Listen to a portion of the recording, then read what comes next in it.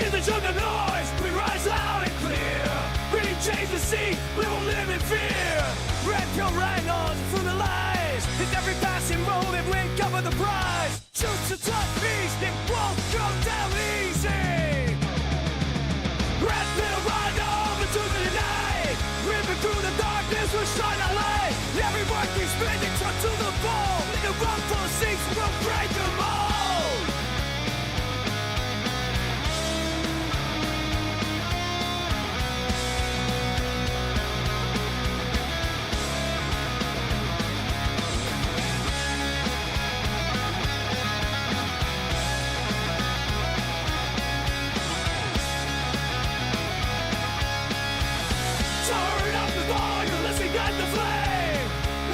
Stories we told the game. With Auditing facts will shine the facade. Together we stand firm and knows it goes right. In the fight for clarity, we're never alone. Red pill rhino into the night. Living through the darkness, we shine our light.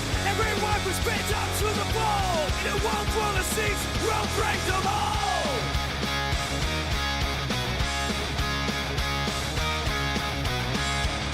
Raise your voices, let up into zero.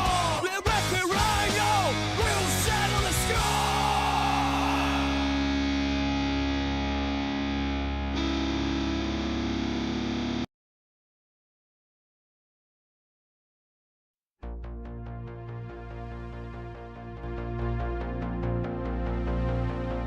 In neon lights where shadows fall, memories drift like a distant call. City greets with a sorrow grace. I walk alone in this lost embrace. Fading echoes of the night.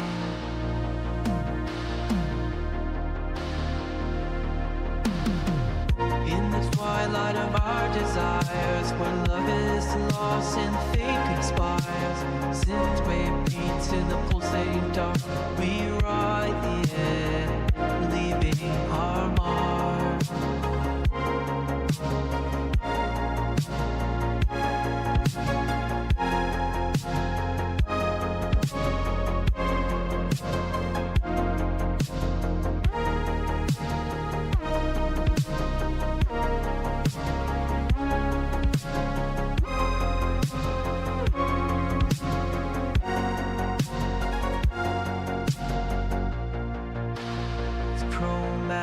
I chase the dream, a fractured world, nothing's as it seems. Ghosts of the past whisper in the air, lonely hearts listen like a blare. We search for hope among the lies.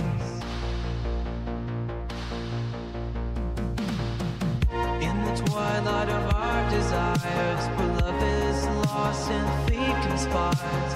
Since we beat in the pulsating dark, we ride the edge, leaving our mark.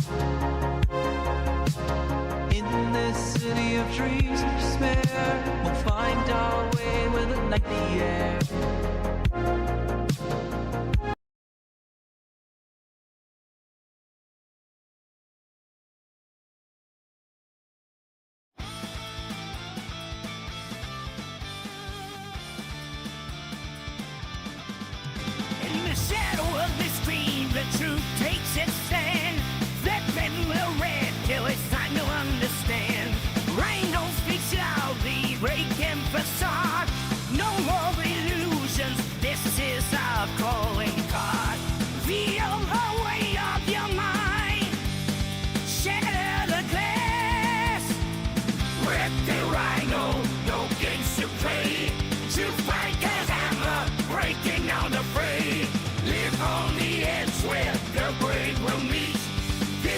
The anthem, feel the beat of the street.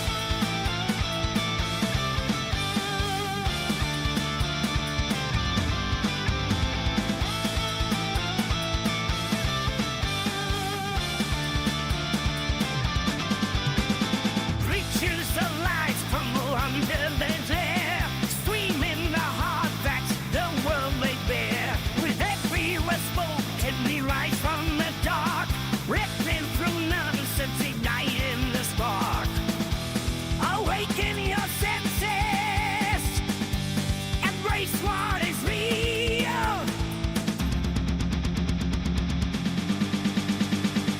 Red pill rhino, no games to play.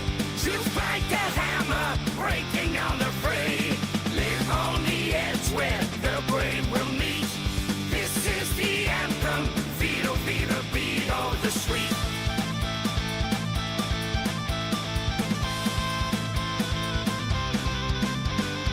Stand tall together, ignite the fire. Red pill rhino, take the youth higher.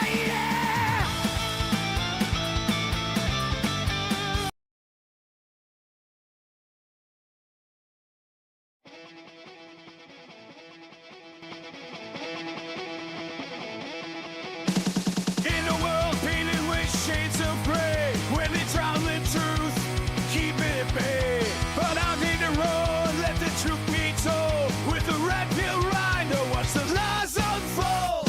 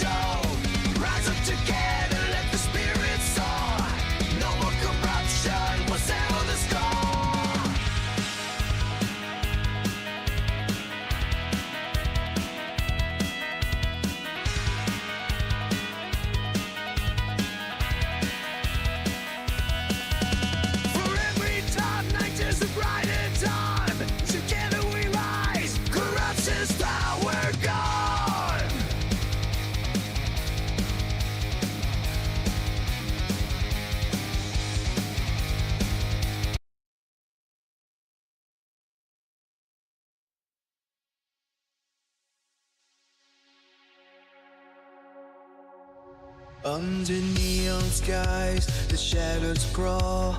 Whispers of change, hear the last call. Steel and wires, we arise from the dust. Our fire ignites a revolution we trust.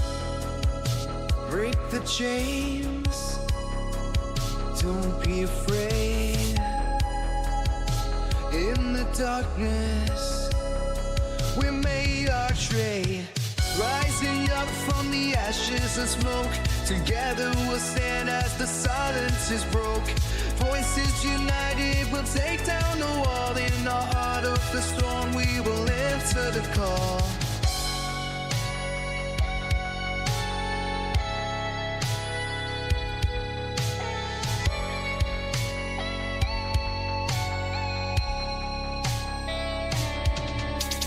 Echoes of freedom pulse in the night, visions of justice ready to fight. A city of dreams where truth takes flight. We'll carve our path to shine in the light. With every heartbeat, hear our resolve.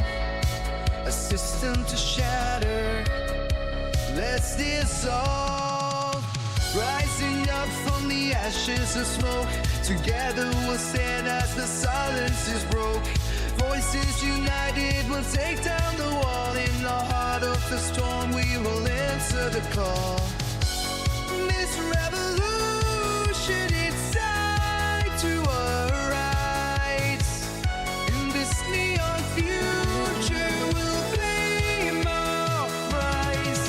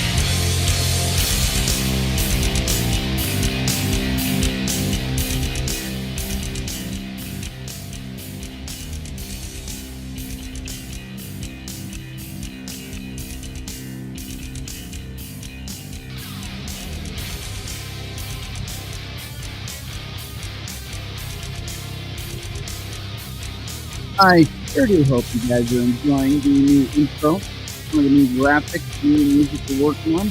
Gotta work out the two tweaks that I have. One of them being the mute thing up too early. We'll get better for it. But welcome. And by the way, we're fucking back.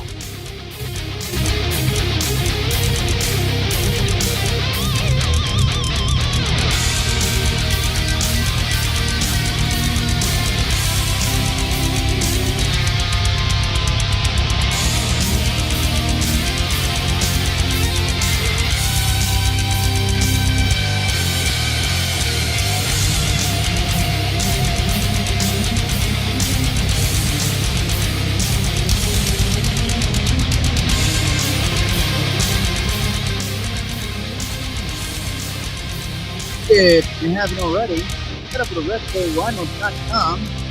You can find our merch. You can also find links to our alternative streams. One of those being, of course, Rumble. We're also live on Migta.tv. Of course, we're always live on YouTube for now, as long as they allow it. We've been demonetized. No longer can do super chats on YouTube. Therefore, in the top corner, eventually, this could pop up. Be a way you can donate on Cash App, the show running. Of course, the goal is to keep growing. We are up for a year. I subscribe to 3 different programs to make the show a little bit bolder than it's been before. See how it goes.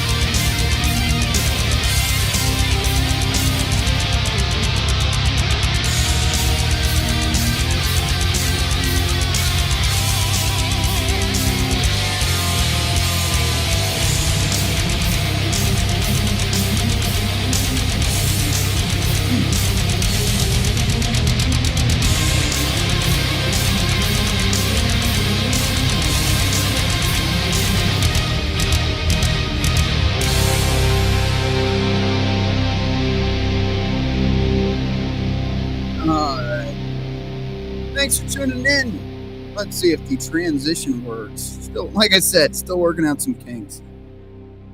We'll see how this goes.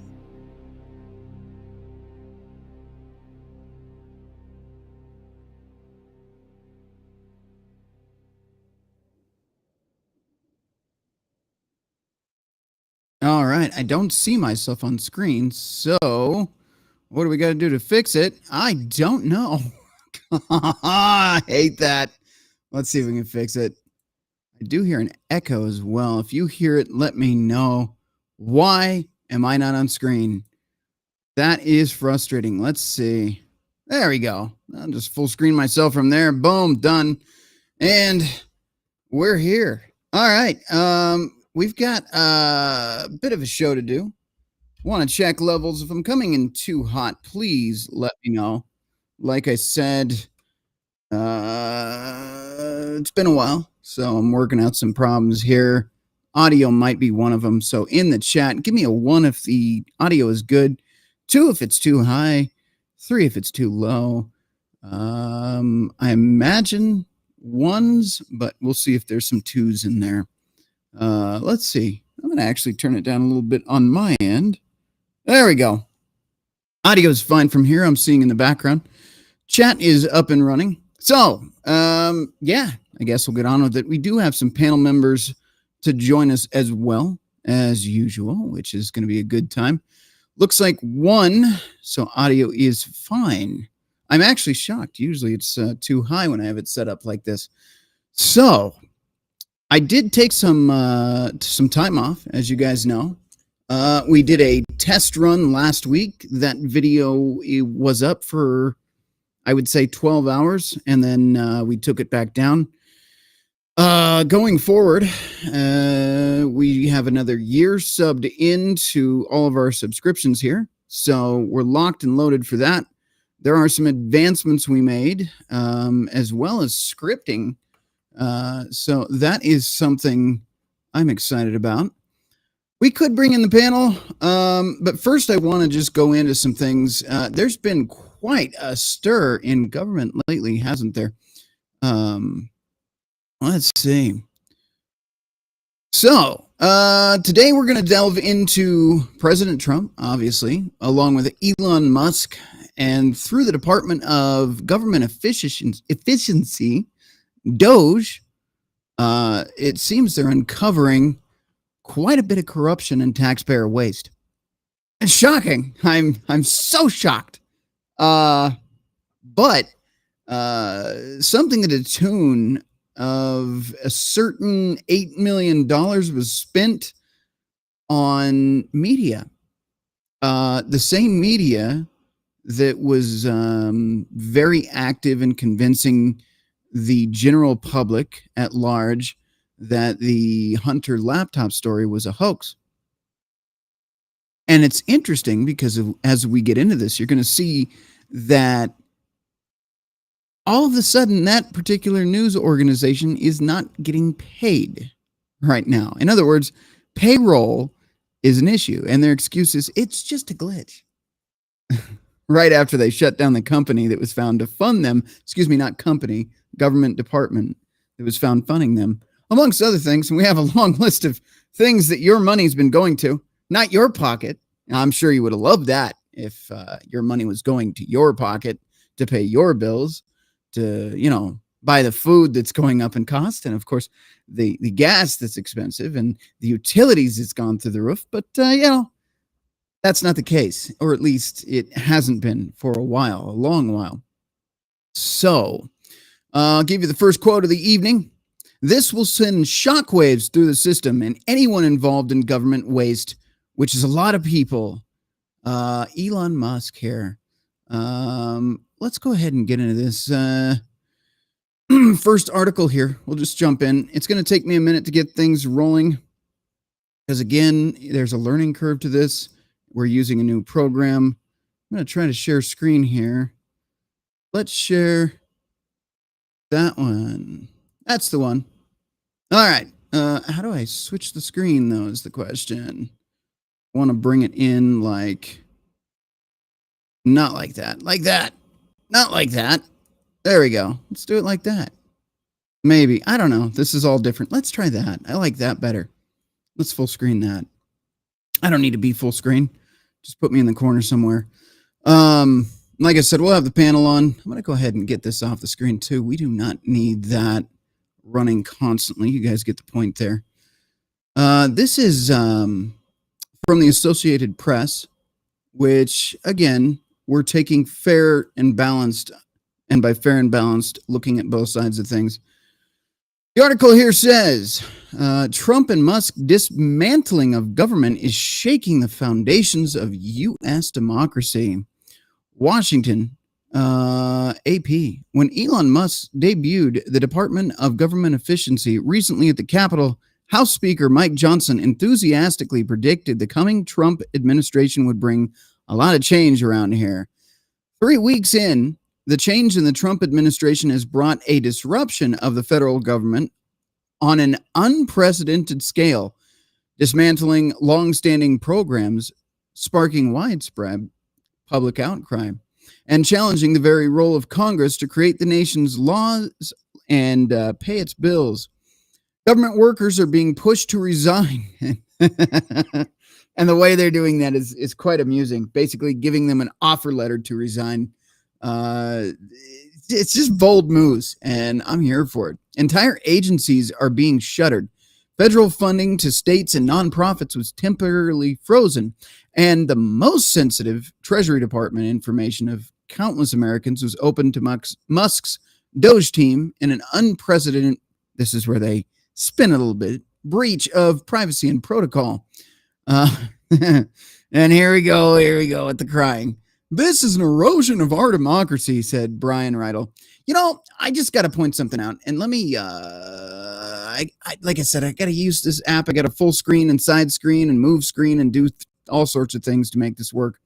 How do I put myself back on screen there? There we go.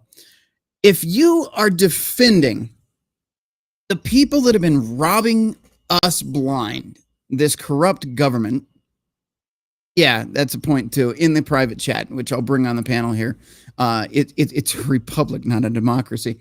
But if you're in favor of the people that have been funding frivolous and unnecessary programs with our taxpayer money, instead of maybe, I don't know, putting that money into, dare I say, things like veterans, getting them off the streets, helping them with their medical costs and everything else. But instead, we're spending it in other countries on, I'm not monetized, might as well say it, transgender plays in foreign countries up to the tune of $4 million. Not one, but two they've found. We're, of course, talking about where the money from USAID is going. And there's the blatant propaganda never stops at the left. Some guy raises his hand too high because he's putting his heart out to people. And, next thing you know, he might be one of those German guys from back in the 1930s and 40s. It's just insane to me, the lengths that the left will go to make up their own worldview that is completely devoid of facts, logic, or reason. But again, we're talking about a party that puts feelings over facts, such as there being more than two genders. which they put an end to that too. That's just where we're at now. The delusion is insane. And at one point I told you guys, this is just my personal opinion. I was a libertarian for a long time. Am I a far right extreme? Well, according to the liberals, anybody that doesn't believe what they say is a far right extremist. No, I simply was a libertarian that, as the left did this, I just sat here and the right kind of just stayed here. So I kind of just wound up on the right because I'm not insane. At least some people might think that. I'm a little bit crazy, but I'm not insane. Yeah. So that's very interesting. Just why they support the madness, the corrupt government, the big government blowing billions and billions. How does he say? This government spending billions and billions and billions of dollars. No government ever has spent as much as our government has. Billions and billions. Oh, I forgot to do that. Billions and billions. Just nuts to me that they support this crap. And they support these diversity programs. And then, of course, you hear the rantings and ravings of, oh, no, about losing rights. I'm going to point out a little irony to you. If the people that are afraid of losing their rights are burning the flag of the country that they want rights in to hold up a flag of a country they're about to be sent back to, wouldn't they just want to go back? I mean, obviously they don't respect the flag of the country they live in, so they don't respect the government or the people in the country they live in. And you even see these deranged individuals, U.S. citizens, that go, oh, they're going to send people back. It's so inhumane. No, it's humane. It's humane. They didn't come here legally. Send them back to a country they have pride in so much that they're holding their flags in the streets protesting. Send them back to where they have pride at. Why would you leave them stuck in a country where they can't profit or make any legitimate decisions or legally vote or legally hold a job or, I don't know, legally have benefits or anything else legally? If you ask me, they're doing them a favor. Send them back to the country they love so much. They're flying the flag, right? Right? So send them back there, right? Don't keep them here. But no. The left just, they're losing their rights. Oh, and women, they're going to lose their rights to bodily autonomy. First of all, bodily autonomy, interesting thing about that is there is a body growing inside of you when you become pregnant, right? Therefore, what happened to the bodily autonomy of that body? Oh, and by the way, they didn't take away those rights. He didn't take away the right to murder your baby, which is what it is. They simply left it up to the states, which is how it should be. The federal government should not be involved in state decisions, which, by the way, if you don't understand that, I'll break it down. The people living in the state have the right to vote on what they do or do not want. In my state, it's illegal to grow dandelions. That's what my state decided on. It's true. You can grow them inside or whatever, I guess, but it's not, they can't be in your yard. I shit you not. Now, do they follow through on that law? No. It's illegal in some states to have sex any other way than missionary. That's what they voted on. Again, do they uphold that? Probably not. Now, what are they doing? Walking in every bedroom at 9 o'clock at night like, hey, you're trying some of that funky stuff, man. Can't do that. Yeah, no, probably not. But again, it's up to the state to decide those things, not the federal government. Never should have been up. Oh, no, I raised my hand. Oh, no, he's one of them. No, how dare you, red pill rhino. Don't put your hand above about a 90-degree angle. Anything above a 90 might make you questionable. Don't do that. All right. We do have a panel. But I do want to address this, get through it, and kind of just go through these articles really quick. Let me see what the chat has to say. I can kind of see you guys up here. Ghost Bill, trillions and trillions of dollars. Again, constitutional republic. You're absolutely right. And if I bring up the chat, because I can see it here and scroll, Flanders out of the tool shed. Yeah. Jimmy Bones. Rhino needs to brush up on his evil button-pushing monkey skills. No, you see, the thing is, what had happened was, and I told you in the test stream, those of you that were there for that, that's whatever. But StreamYard decided, well, we're going to go from $150, and then we're going to sell to another company, and now we're gonna charge you $400 a year. Like, excuse me? What happened to 150? What was wrong with that? So I had to make a decision. Do I team up with Pop, which it was invited. I was offered the opportunity to do that. I was offered the opportunity to be on some of the other guys in the community that do StreamYard as well, but I'm just like, no, on principle, no. I'm not going to use StreamYard because even though I know it and it's easier to use than Restream, it's a matter of principle now. I can do the same thing on Restream that I can on StreamYard for $150 a year. I also have implemented some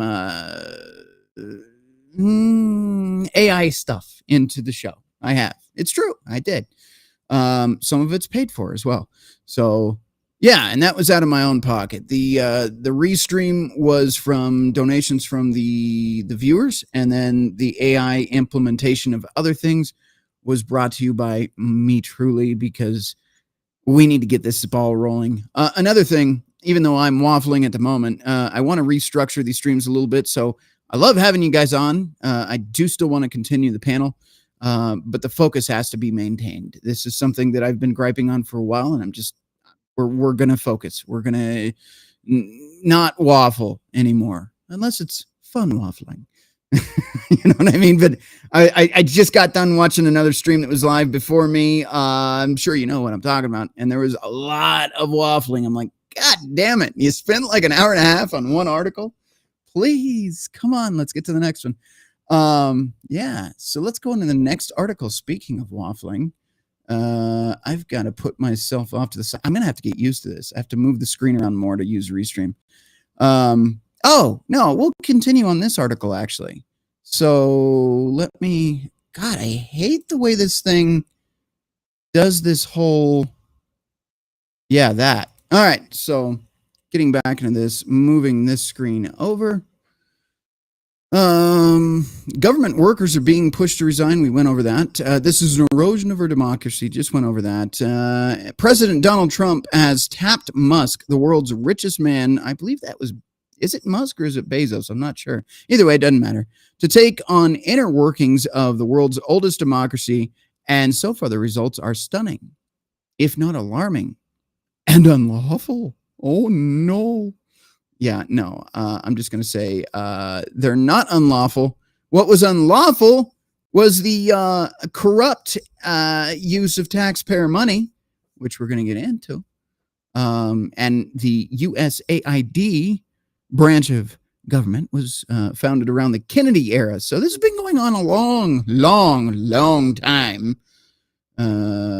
being challenged in dozens of court cases. You know what? I really don't care at this point. I'm just going to flat out say it. I really don't care. I don't care. And let me tell you what I don't care about. There was a court case today that said Trump cannot enforce the rules that transgender men can, be kicked out of women's prisons and put back in men's prisons. I don't agree with that. And I think the judge involved in that, I'm sorry, that's going to sound dictatorship of me, should be probably fired, kicked out of his position, onto the street where he belongs, with all of the transients and homeless and fucking illegals that he probably also voted to let in. Fuck you, dude. Fuck you. And I'm sorry, hot take. I'm not monetized, so my language doesn't count anymore. Fuck you. There should be no reason that somebody that identifies as a woman is in a female prison in which statistically a lot of these individuals are SAing the women in that same prison. Now, I'm not saying prison is a place of great things and high moral ground and, righteous acts and integrity. But people are still human beings and deserve some level of decency. And being put in there with predators, because it's as simple as let's say I find out I'm going to prison tomorrow. All right, maybe, who knows? But let's say I find out that's the case. I could just be like, put on a dress before they come to arrest me and be like, I'm Sally now, and I want to go to the female prison. All right. And what? Now I can exploit that environment, especially with a bunch of women that don't have any men around them, blah, blah, blah, blah. But all you have to do is say, hey, I'm Sally now. That's it. You don't actually have to fucking go through the procedure, right? But some judges decided, oh, no, that's okay. So the judges involved in these frivolous accusations of this isn't lawful and this is radical and this is eroding our democracy. You know what? Get the fuck out. Pack your bags too, because obviously you don't respect the fucking republic for which it stands, right? So get the fuck out. And I mean it. Go away. Don't fucking taint fuck the rest of us because you're a deranged mental lunatic. Sorry. That's just where we're at. All right. Let me move the screen back over. Actually, should be able to just do this. All right. We'll pull it up here. I've got to find a solution to this. We'll get there. Because right now I'm swapping over screens and moving back and forth. It's a whole ordeal. All right. Congress is providing little match for Doge as wary lawmakers watch it march through the bureaucracy. Instead of a rush of lawsuits, it's demanding interventions to stop the Republican president's team from unilaterally gutting government, and protests are erupting outside of government agencies and clogging the congressional phone lines. Okay, here's another bit of bullshit. Just put this out here. Again, I'm in a full screen. Thank you, panel, for being patient in the background. I see you. We will put you on here shortly. Are we going to, I mean, you guys already changed insurrection back to riot because now you realize that narrative is falling apart, and that opens you up to federal lawsuits, if not criminal charges. And you walk that back really quick. Can we discuss this whole point here? Let me see if I got this correctly. Unilaterally gutting government. You know what the people of this country voted for? The people, and let me point this out and make this very clear. The people, the constitutional republic, for the people and by the people, said, fuck you. We're done with your shit. We're done with your 65 genders and your DEI and your forcing sexual perversion on children. We're done. And your response to that is Nazis. Your response to that is unilateral takeovers. The American people voted. Sit down, shut the fuck up. You had your turn, and you used it to just be the most deranged cunt fucks you could be. And the American people saw that, including your own party, by the way, and went, you know what? I think Orange Man might actually be okay. After all the shit you people pulled, fucking arresting fucking parents, having FBI agents show up to parents' homes because they disagreed with you sexualizing their fucking 3-year-olds or 5-year-olds, kindergarten, 5-year-olds, right? The FBI was weaponized unilaterally against anybody that didn't want you to be a fucking pedophile or a pervert. What about that? So now your problem is we're cleaning up the mess, we're shoving your shit back in the dumpster where it belongs, and now you want to fucking go, oh no, a fucking takeover. What the fuck were you doing? You lied, you bought and paid for all the media companies, you committed crimes, you fucking weaponized the justice system against a goddamn former president and a participating president in an election ongoing. You use the news media to propagate lies, which, by the way, is election interference, right? But now it's a fucking hostile takeover because we're cleaning up the shit. Have you seen the streets of New York this week? Fucking beautiful, man. Fucking beautiful. And I'm not a fan of New York, especially not, no offense, but some of the people are assholes there, right? Stereotypically. Maybe not everybody. But the streets were filth. It was fucking people bootlegging things, illegals selling things, drug addicts and fucking alcoholics and homeless people and crime and fucking just the streets are filth. There were videos all over the internet the last 4 years of what New York looked like, Denver too, all the major cities, but New York being a big example. Go watch TikTok or YouTube or whatever. Go look up New York, February 2025. Street videos. Just search street videos. It's clean as a fucking whistle. Isn't that crazy?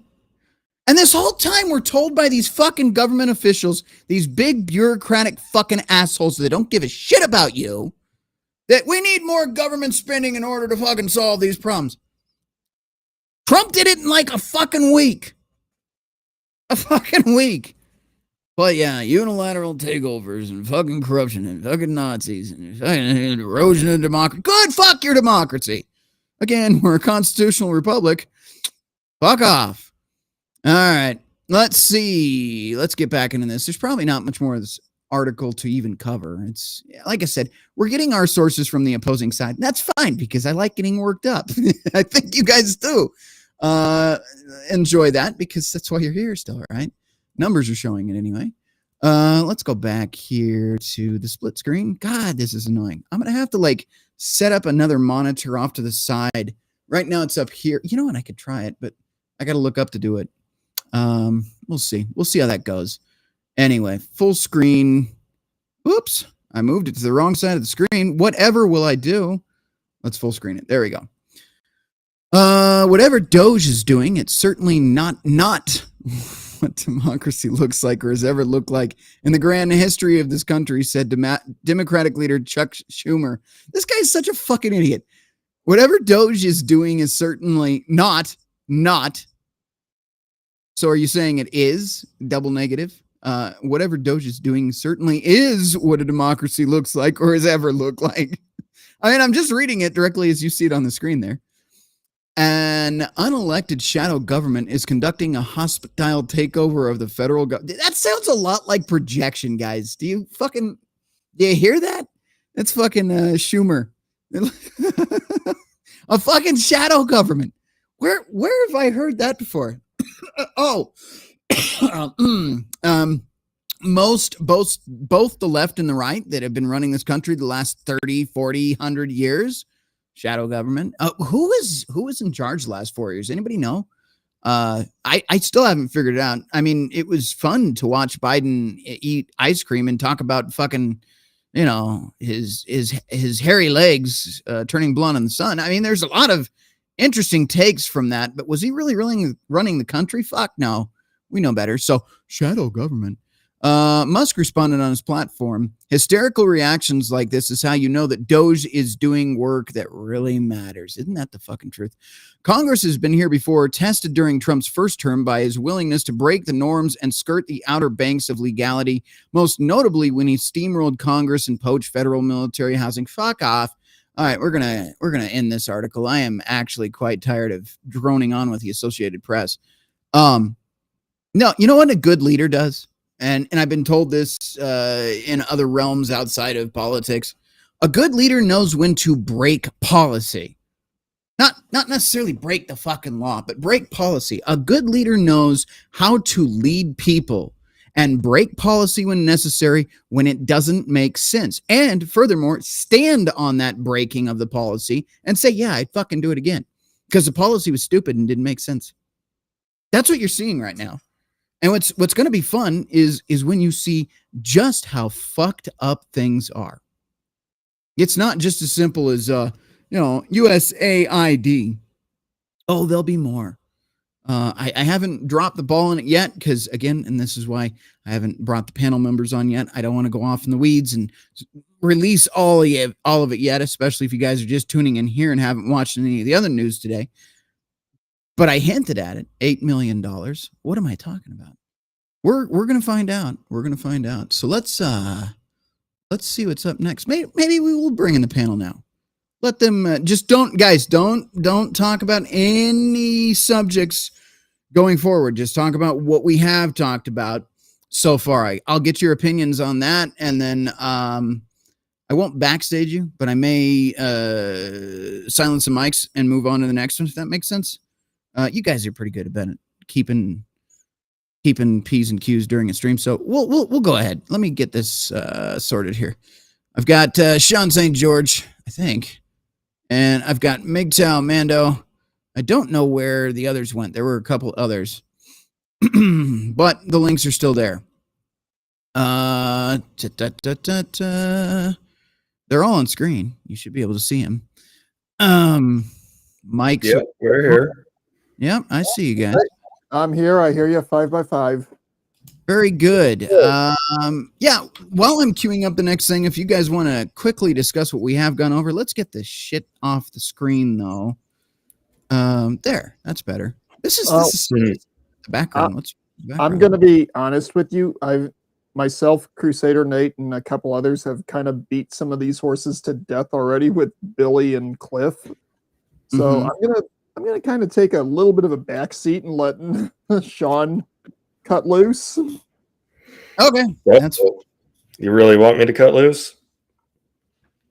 It's probably not a good thing. It's Rhino's show, so it's up to him. Do you remember the part about we're no longer monetized and I don't give a fuck as long as it's not copywritten? I don't care.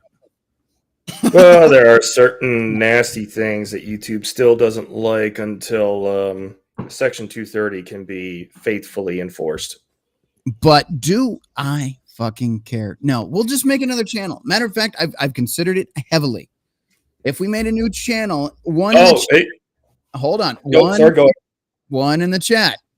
If I made a new channel, drop the pill part, and just did something Rhino, which was the same brand, same logo, everything else, would you follow me over there? Reason I ask, really quickly, is because I know it doesn't like the name of the channel, it doesn't like the topics we talk about, and it has buried us, demonetized us, and fucking, quite frankly, just said, fuck you to the show. But if we made a new channel, we could probably break the algorithm before they get it, because we already have a solid group of guys here that watch every time we go live. If you followed us over and liked and commented, it would probably break us right out. One in the chat, if you'd be willing to do that. Something I've considered heavily before I came back and might still do regardless, but I want to see your opinions in the chat there. Rhino? Yeah. I don't think it matters if you refer to it as a pill, a suppository, or a liquid cap. People are going to listen to you. And did he just drop himself? Yep. No, I didn't. You were trying to drop. I think he was trying to drop me when I was saying that. No, I know what he was doing. I know. Well, it's kind of funny because when I heard Rhino was going to go live tonight, I had to go look up his channel. And ironically enough, there was a Rhino Red Pill channel just under his in the search results. So someone's copying him. Yo, what? I don't know if somebody is copying him. It's not the same avatar, and there are no videos. It's a playlist of liked. They're just lamer and gayer. That's all. That's the only difference. Hang out, Rhino. But you would be surprised how different word analogies for Red Pill Rhino channel exists on YouTube. I'm listed. If you use search engines, you can actually find that somebody was talking about this channel on Texas A&M at one point. I shit you not, it was on their official website. There was some kind of subject under one of the tabs that was discussing, and I don't know if it was some feminist group or what, but the show made it to Texas A&M somehow. There was another big one too. Rhino, I am going to point one thing out. If somebody is copying you, it's probably not somebody very smart, because you did once believe that someone could shart their own brains out. Oh, I mean, you know. All right. Just in their defense.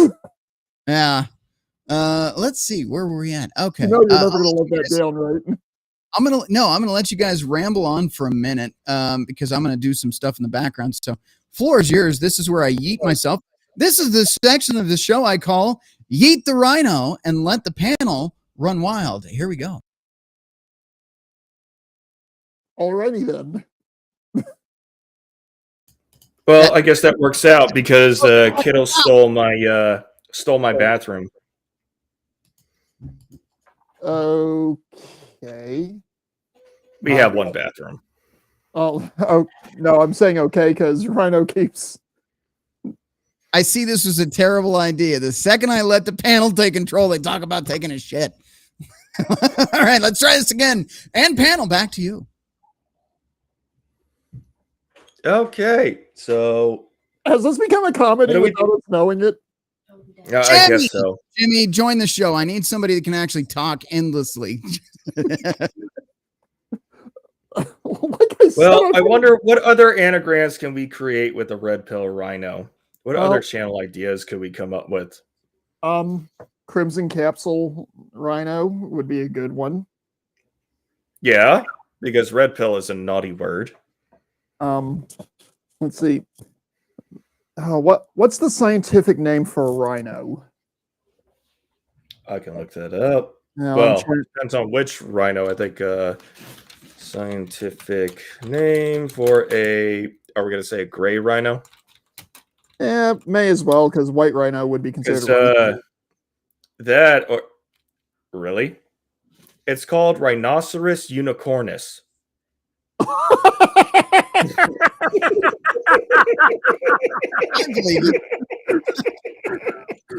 So we could call him the overweight red unicorn. Oh! Wow. At least he's not blind like a rhino, because they are blind pretty much. All right. Or we could call him the ginger unicorn. On that note, I think my experiment in waffling was maybe a bad idea. Okay.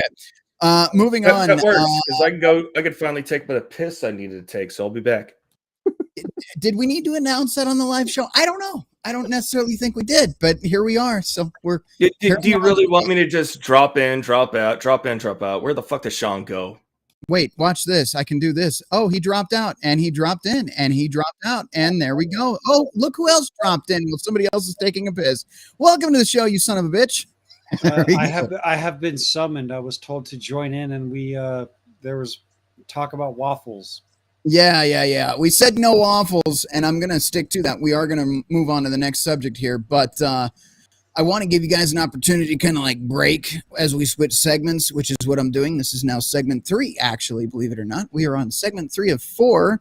So here we go. I'm going to let you guys carry on. You've been watching. So your thoughts on the bullshit going on right now. Jimmy, I'm going to dip out, get the next thing queued up, and please feel free to tell me your thoughts on what we discussed so far, and don't hold back.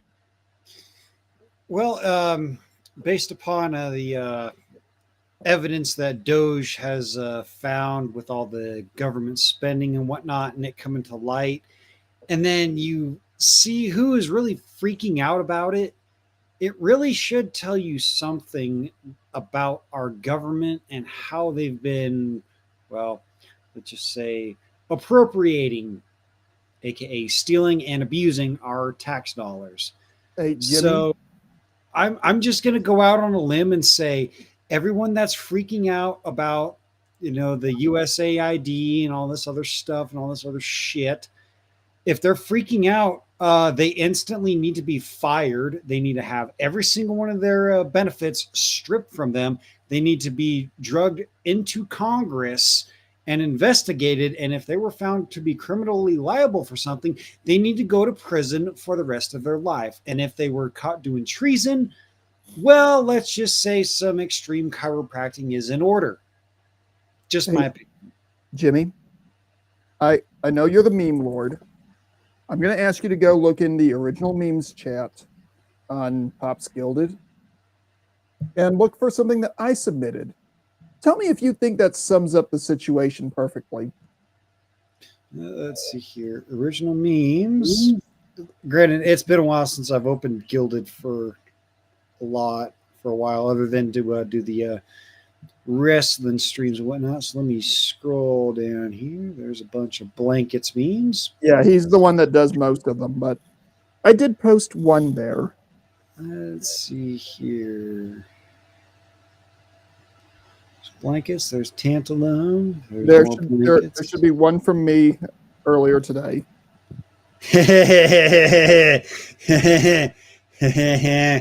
Nice. Is that a direct hit? Yes. For those of you that haven't seen it, and I know Sean saw it in The Gilded, I had Grok AI do Donald Trump and Elon Musk wearing Fallout-style power armor with an American flag behind them and a giant mushroom cloud in the deep background. Nice. All right, gentlemen, before we go too far off in the weeds, let's refocus. I'm going to go ahead and share screen again here. I minimized the... God, there's too many buttons to push now. Like, there's more buttons than I ever had on the other show. I'm trying to figure out how to make them all work. All right, share screen. We're gonna tune into Benny Johnson. Here's what we're gonna do. So, Rhino, is your technology kicking your button? No, it's just new, and I have to get over the learning curve. Let's go ahead and press play on this one. This is, again, Benny Johnson. Credit to Benny Johnson, but we're not monetized, and Benny Johnson isn't going to strike us down because Benny likes what he does, and he's not an asshole. There you go. Have you looked at them? What?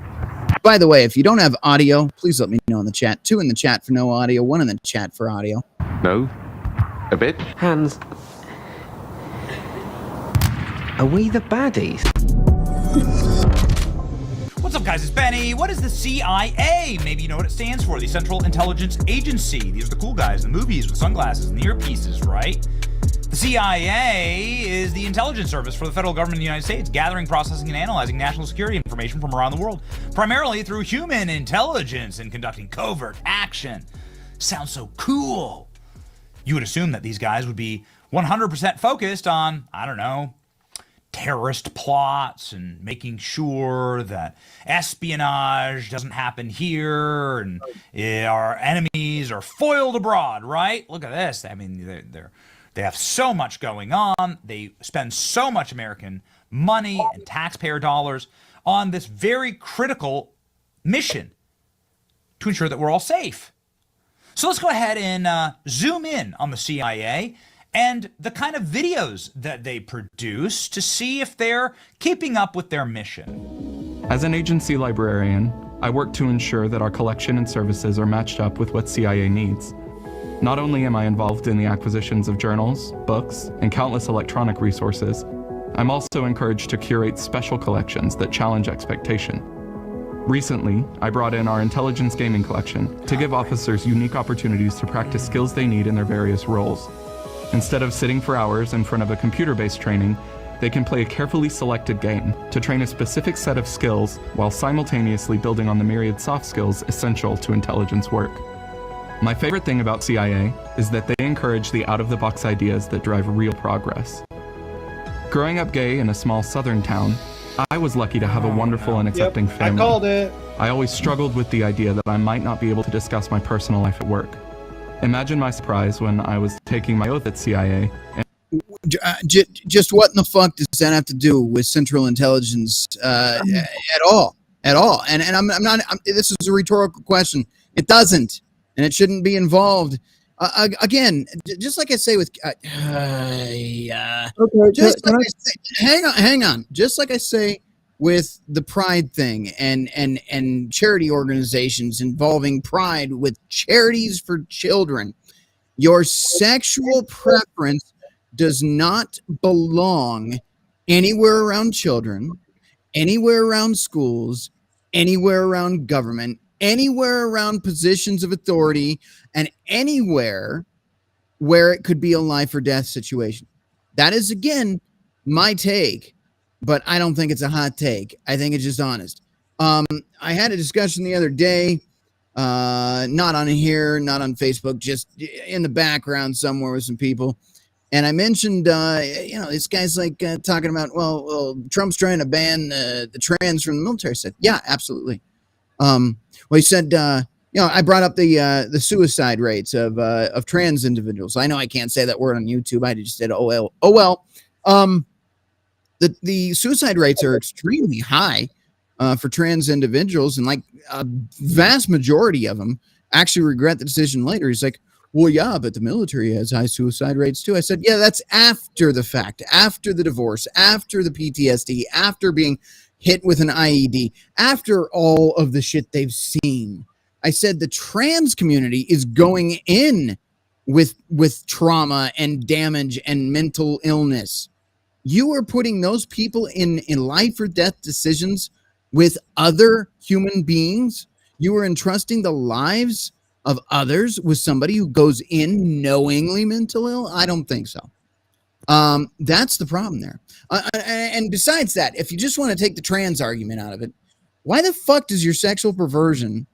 I mean, the fact that where in general, where you put, where any of us put our genitalia at the end of the day is none of your business.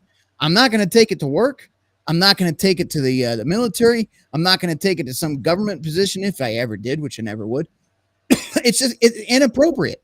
It has no place in any of those environments whatsoever. Can you imagine? And I'm sorry, because I can't imagine, because jobs, corporations, the last 4 years or more, a little bit more than 4 years now, have been pushing this crap.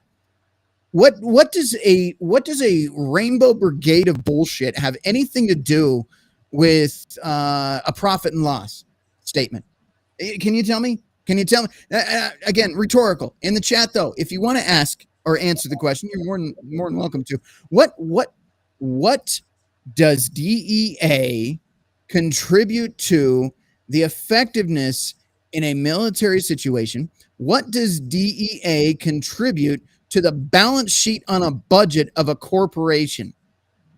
And what does DEA contribute to running an efficient, effective, and hopefully small government? DEI. DEI, you know what I'm saying? If any of those things is answered with there is some effectiveness, look in the fucking mirror. I can see no reason that flaunting my sexual preference has any effect, good effect, on running a business or a military or a government or any other example, a charity group. It doesn't. Flailing my fucking genitalia in public has nothing to do with operational security or balancing a budget. Nothing. It's just, you know, and I'll say this and I will move on from there. But at one point in time, and I've said this before, and I'm sure you've heard this from me before, at one point in time, we'd lock the lunatics in the fucking asylums, not promote them to generals in the military. At one point, we'd put the lunatics in straitjackets and nice padded rooms where they were safe from themselves and from others. Now we put them around school children and let them teach 5-year-olds how to masturbate. That's great, isn't it? Great shit. And that's my take on that. Chat, let's get back to you really quick. Rhino, I've got two quick things to tap on. Go ahead. One, when I was on active duty, I would use some wargaming to help reinforce small unit tactics and training and get the point across on how you move effectively in terrain. But I didn't have a library of games I would pull out during hip pocket training. That is one of the dumbest things that I've heard in a long time. And two, you're gonna hate me for this. DEA in the military can be effective when dealing with drug agencies and drug organizations. DEA can be effective in corporate settings to make sure people aren't using illegal substances. Sorry, just to correct you, because he was right. I said it wrong a couple times. Now you're doing it. DEI. No. DEA is the Drug Enforcement Agency. Yeah, I'm referring to DEI. I know, Rhino. I'm poking You at spelled die wrong. Rhino, I'm poking at you because there is actually a legitimate federal agency called DEA that I know a few of the agents, and they get so PO'd about people referring to DEI as DEA. Right. No, they're two totally different things. One does common sense shit. The other one does the opposite.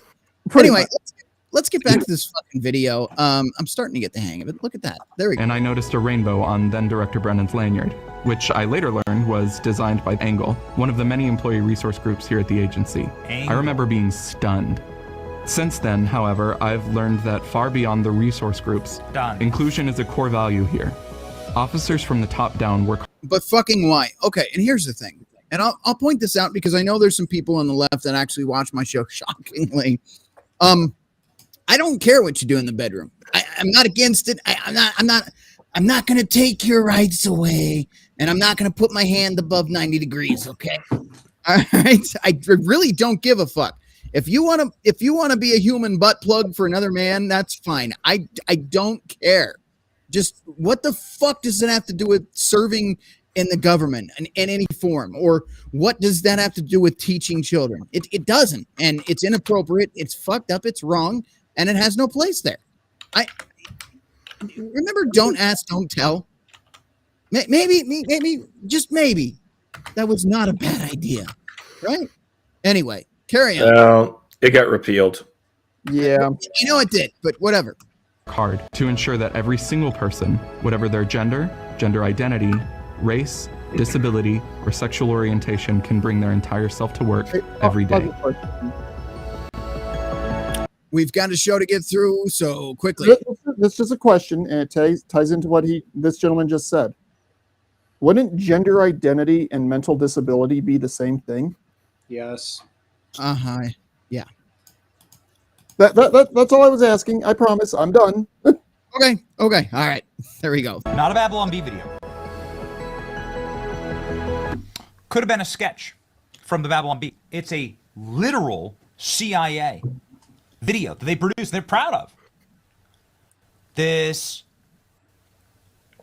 lispy degenerate who has multiple face piercings, who is the librarian who's creating board games for teaching inclusivity at the CIA. This individual, ladies and gentlemen, with his... Yes. I think this guy's entire position was solely created just to fulfill a mandate.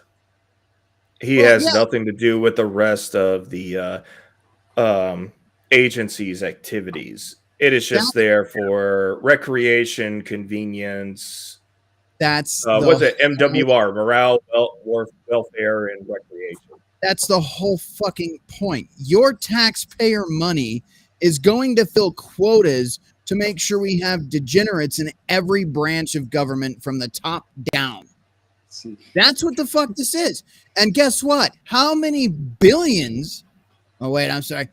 How many billions and billions of dollars have been wasted on these people? A lot. Hey, Rhino, let Jimmy do the Trumps. He does a lot better at it. I'm going to press play now. Well, hang on, Rhino. Gotta say that. by- I gotta make this joke. Gentlemen. I'm gonna make this one joke as Trump. Okay, just make this quick joke. It's gonna be the greatest joke ever. This guy said that he was on you said he was on a mandate in his position. Let's just be honest and let's just be real here. The only position that guy goes on a mandate is doggy style. Oh, Jesus. He All right. He is a power bottom, as they say. And we're back to the episode. All right. Government tax dollars is what the CIA wants you to know about them. And the person mentioned inside of the video, a guy named John Brennan, you may recall this individual right up here, he used to be the CIA director. Donald Trump began on his first day in office by banning John Brennan from ever entering the CIA ever again. I'm so sorry, John Brennan. You and your bestie, John Brennan. That's a building John Brennan is not allowed inside any longer. Yeah. President Donald Trump issued an order banning 51 former intel agents from previously who suggested Hunter Biden's laptop was part of a Russian disinformation campaign from entering any federal building. He also stripped all of them of their security clearances. He also ensured that none of them have any taxpayer-funded security ever again. Good. Trump drops the hammer on John Brennan. The heart of darkness, ladies and gentlemen, inside of the CIA. Talk to anybody who knows what's going on inside of the deep state, and they'll tell you that the CIA is a spawning point, a nexus origin center for the dark arts of controlling in a way that supersedes our Constitution and our federal order and the power of the president, the permanent state. What is the deep state? The deep state is the parasites that exist year after year, administration after administration. They burrow deep inside of our government, and they are utterly and totally unaccountable, or at least they think they are, to the power Or of until the they get executive. Now, of course, they're 82 not. years old, and they're all fall learning down that the now. stairs twice. Look at how quickly Donald Trump is dispatching all of these people, including those at the CIA, who undermined him time and time again, and dare I say, created COVID-19. What's the most damaging thing to ever happen to Donald Trump? Not really Russiagate. Donald Trump became more popular after Russiagate, quite frankly, because it was proven to be such a hoax. COVID-19, who funded COVID-19? Well, CIA did, through a Dr. Fauci cutout funded by USAID, EcoHealth Alliance. This was part of a funding that they got for the Patriot Act way back when, to study biolabs and to create biolabs and biological weapons. CIA, up until the second that John Ratcliffe, Donald Trump's CIA director, took over, still said that there was no proof that COVID came from a lab. The moment that John Ratcliffe gets in, CIA said, what? They came from a lab. And the reason they did that is because they funded it. I'm just using that as one example. The Russian laptop, the laptop, Hunter Biden's laptop, Russiagate. These are other examples of things that spawned from inside of the CIA. It was a CIA analyst that led to Trump's first impeachment, a reminder. Eric Sciarmella was a CIA analyst who leaked to Congress the contents of Donald Trump's private phone calls to get Trump impeached. Again, for nothing, on a hoax. It all spawns from the CIA. The heart of darkness, ladies and gentlemen, getting cleaned out. CIA. And there you go. So that's that one. That is pretty good how that cleans the screen up when you take it off. Yeah, no, that's just an example of what I'm talking about. How many other things do we not know yet, which are going to come out, which is going to be fine. I'm looking forward to seeing it. How many other government agencies are bloated? You know what? What's funny? I'm going to ask you in the panel in a minute. I want to ask the chat first. By the way, chat's over here, not over here, but everything's mirrored. So I'm going to have to learn that again. It's been a while. I'm going to ask the chat. They just, Trump just said that federal workers must return to their offices. They must return to work. No more remote working. In the chat, panel, please do not contribute. Please. In the chat, what's the percentage of federal employees that were not coming into the office?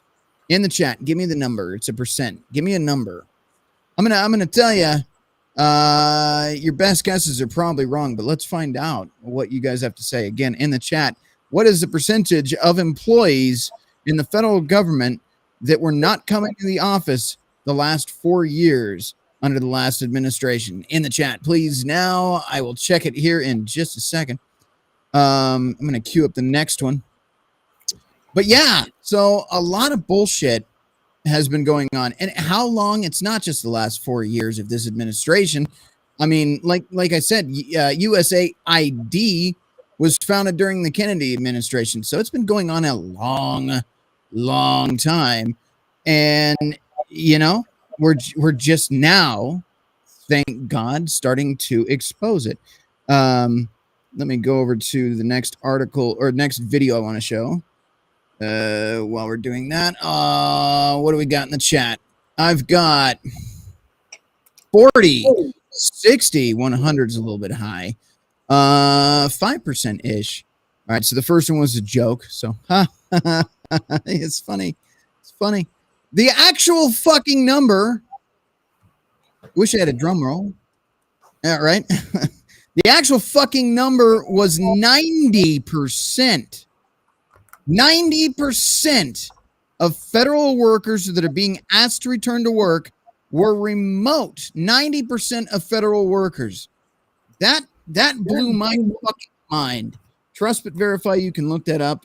That was covered in a recent Glenn Beck video. I think like a week ago. 90 fucking percent. That seems like I can't get a hold of deers. Yeah.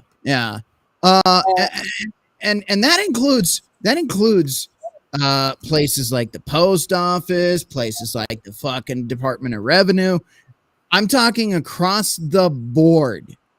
And you wonder why it fucking took 4 years for you to get your registration and license plate after COVID happened. Because nobody was fucking showing up to work. I know people that still, a matter of fact, I can't go into details. I know of a situation right now where a company can't get their goddamn license plates for a vehicle months after it was purchased. It's just absolutely insane to me. You know, this whole government fucking overspending bullshit, this blatant bloating of the federal government is to the point where, the perfect guy's in there. Is he going to be in there forever? I don't know. I saw on Billy's show prior to mine where you guys are talking about, well, Elon probably won't be around for long. You know, I'm not going to speculate. I'm not going to do that here. It's pointless. It's a waste of time to even mention it. Not that your guys' conversation was irrelevant, just that we don't have time here for that.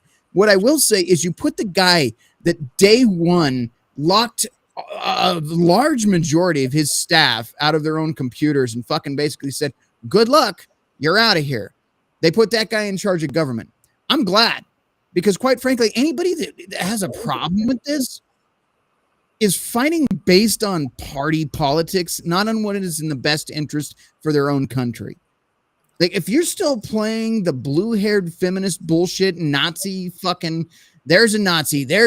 Oh my God, his hand went up a Nazi. If you're still playing this game where they're destroying democracy and they're violating the law, just shut the fuck up.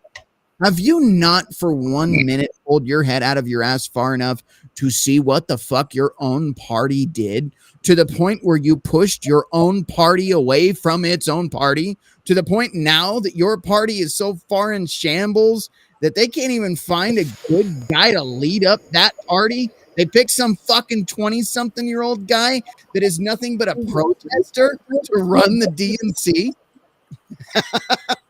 Are you fucking out of your mind?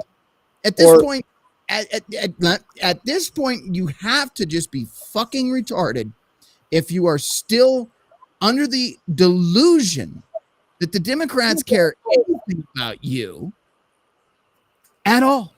All right, panel. The one thing I was going to point out on that, Rhino, or the fact that their current dynasty looks like it's about to be separated due to separation, and they can't quite figure out how to put that out to their party faithful. Anybody else? I know. Well, I mean, I keep. No, Outlaw's here. There we go. I mean, look, we keep saying it. The left and the right hate you. They view you as property. How many times do we have to tell people this? What do you think your social security number is? They think they own you. Yeah. Every one of you. Gay, straight, black, white, male, female. They don't care who you are, what you are. You're all being used. We're all being used. Yeah. And one of the things I love their talking point, it sounds so like, oh no. I keep going back to that fucking monkey. Oh no. But seriously, oh, well, Elon may have access to all your social security numbers. Oh my God. You know who else has access to all of our social security numbers? Anyone who wanted them, because the government dropped the ball and all of the United States citizens' social security numbers were leaked. All of them. And then they talk about, oh no, TikTok, it's so bad. You got those fucking Chinese. They're going to get your information, the boogeyman. They're going to get your phone and look at shit. You know who else has been looking in your phone and violating your privacy and fucking going through your personal records without a warrant and collecting data on you day in and day out every time you take a shit or think, for fuck's sake? Oh, yeah, that's right. That would be the Patriot Act, signed into legislation shortly after 2001 by George Bush. And that fucking bill created the TSA and all the other fucking organizations that violate your rights. Warrantless fucking searches, wiretapping, everything fucking else that they can do now. And yet they fucking sit here on their soapbox telling you, oh no, Elon Musk has access to your social security. Shut the fuck up. Are you fucking retarded? The goddamn U.S. government has been spying on you and violating your rights for as long as most of you have been alive. But oh my God, Elon Musk has your, so that's your talking point. You fucking retards. That's your talking point. Yeah, no, China and Elon are the real threat, not your own fucking government. Heaven fucking forbid you ever fucking just pull your head out of your own ass long enough to realize maybe the fucking enemy is the people you fucking worship and suck the taint of every fucking day so that you can have your purple hair and your 65 flavors of gender. Maybe they hate you. Maybe they spy on you. Maybe they're the fucking problem. But heaven forbid, a guy who wants to fire the people that are fucking stealing money right out of your wallet. You know what? Here it is. Here's a fucking wallet. Every time I go to work, it's Deadpool. There's a theme here tonight. Deadpool, right? Every time I go to fucking work, you know why this fucking thing's empty? Because the government takes 30 fucking % off the top. So fuck you if that's your fucking problem. Oh, fucking Elon, he has some social security. You know what? I'm sick of the shit.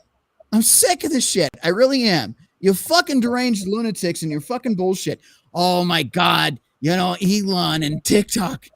What about your own fucking government that has been fucking you in the ass so hard? Your wallet is made of dust. They've been pounding it so long. Huh? How about that? How about the billions to Ukraine? How about the fucking, we'll get to it. How about the fucking transgender plays? $4 billion a pop overseas in other countries that was funded by USAID. How about that? You paid for that. You paid for fucking transgender studies and plays in foreign countries with the money that could have gone to pay your bills. Yeah, your bills, your groceries, your fucking voluntary taxes could have gone to pay for that, right? But instead, it went to fucking pervert third world nations as well. Like, fucking kidding me. Get out of here. Panel, back to you. I'm sorry. I'm spun up on this one. Commie Cat took offense to your anti-communist sentiments. Hey, that's fine. Jimmy, do you have access to the Thug Life? Because I think Rhino earned one for that rant. Wait, we don't have the Thug Life anymore, and Jimmy can't pull it up here. You can pull it up on the screen. I will say this, though, at least. I trust Elon with my social security number more than the Social Security Administration, who gets hacked every other year. Yeah, you know what? I trust China more with my social security number than I do any member of my government right now at this point. I'm serious. I would rather have China fucking just be like, let's probably, like, my credit's great enough for it anyway. It's not terrible. But let the Chinese get a couple credit cards in my name. Fuck it. At this point, after all the fucking shit the government's done to me, and you, all of you, like, yeah, no. We told you so. Yeah. We told you the government is your enemy. The controllers of the money. Yeah. They're your enemy. So the correct saying isn't the enemy of my enemy is my friend. It's the enemy of my enemy is my government. Yeah. The government is the enemy of every country right now. They are. Who else controls the big money? Thought this was a nation supposed to be void of taxes. And under the way the Constitution originally was written, it was. The government, again, need to remind people, the government doesn't produce anything. The government takes and uses. Mm-hmm. On that note, let's jump to the next. Yeah, I know. Let's jump into the next topic right now because it's based on the same thing. We're staying somewhat in the same lane tonight, not too far out in the left field here. Can I do one quick comment before you move on? Sorry. Everybody wants to comment. We're all stepping. No, I was taking a piss while that was happening. I'm just going to say, okay, I get what you're saying, Outlaw, about government as the enemy. But I don't think just saying blanket government is the enemy.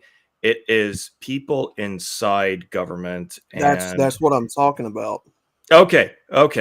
Because when you say government is the enemy, somebody with a who scans the internet for comments like that, that puts you on lists. But if you say people inside government, as in bad actors, people who are I gotta cut you off. committing- I gotta cut you off. And I'm gonna All right, say fine. I gotta cut you off. The fact that you said that exact fucking thing is why I'll just say it. The government is your fucking enemy. I'll double down on what he said. The fact that you are afraid to say the wrong fucking thing in a country that has a fucking First Amendment is the reason the government is currently, as it sits, your enemy, because they will find reasons to politically oppress you and or imprison you and or make you disappear permanently into a pile of worms if you don't comply with what they want you to think, which is right think. That is exactly why I stand with what he said originally. Are there good actors in government trying to change it? Yes, we are seeing examples of that right now. And there are kicking and screaming individuals on the way out. What's her fucking name? Elizabeth Warren is one. Okay. Elizabeth Warren, the look on her, maybe we should show that. Maybe I should show a clip of that. The look on her face confronting RFK Jr. during the last fucking conversation they had together. And she was like, will you now commit to not profiting, suing these drug companies? And he's like, you're asking me not to sue the drug company. And then she's like, no, I'm not. And she got all fucking like venomous, like a fucking demon in front of everyone in that room, right? In front of a live audience. All of us could see it. You know why? Because what she just asked is, you're not going to cut off my paycheck, right? Bernie Sanders, same fucking thing. I'm not going to go in and play all these clips. I'd have to go digging, and you can find it. Bernie Sanders did the same thing when RFK Jr. pointed out, you were the single biggest recipient from the pharmaceutical company. No. Those were contributions to my campaign. No, you lying cocksucker, Bernie. You were the largest recipient from the pharmaceutical companies as donating to you during that portion of when you were being up for president, right? No. Fudge, shut the fuck up. All these people are being exposed and they hate it. But that's what I'm saying. The fact that you are afraid to speak openly about your grievances and redresses with government is what your founding fathers told you was a sign that government was the fucking problem. It's almost like there was a playbook written somewhere. I can't remember what it was fucking called. You know, I'm not going to get into it too much, but there was something, 1776 ratification constitution, something. There was something written somewhere that said, if you can't do this and you lose the first, and you lose the second, and you lose the third, there's only a couple more options before something tree of liberty. I don't remember. Quite frankly, it's foggy, you know? The fact that you're afraid to say it openly is the clear fucking sign that you are living under an oppressive regime that is no longer for and by the people. So yeah, I'll fucking be the one to say it. It has nothing to do with my panel. My opinions have nothing to do with the views of my panel. How about that? There, I just clarified. You're going to come knocking, right? You shouldn't be afraid to talk shit and, quite frankly, call out that your government has basically become a hostile takeover and is no longer about the people, for the people, any of that. They're a bunch of corrupt fucking politicians at the top that are sucking the rest of the country dry for their own personal fucking gain. They're willing to violate your rights, persecute you, prosecute you, and make you disappear. This is the same government that was willing to weaponize the justice system against a former and running candidate for presidency. This was the same government that got tied up in those little naughty fucking, situations with, potential deleting of a president, not once, but twice, maybe 3 times. There was connections with a certain Trump Tower and fucking truck exploding. What I am trying to say is your government is willing to kill presidents at this point. And we're still going to say, don't talk about it. Don't say that. Don't say that. Don't, man. That's the problem. It's the fact that we've done this for far too fucking long where we're afraid to say what the fucking problem is. Thank God. I mean, I don't know. Maybe I'm wrong. Maybe we're all wrong. Maybe it's just not another corrupt politician playing a really fucking game of chess. But the bottom line is, hang on, I'm about done.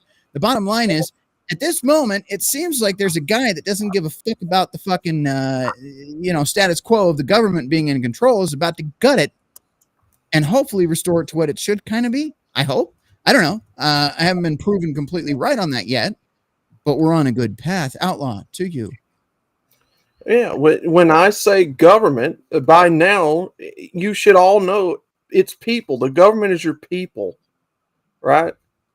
The government is an entity made up of people, corrupt people that have gotten away with doing what they've done for far too long, to the point to where, it's time for some accountability.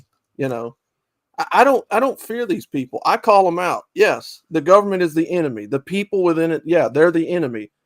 They've already proven to you time and again, they're willing to lie to your face, put products out on the shelves that you're going to consume that eventually you'll figure out is bad for you. But hey, guess what?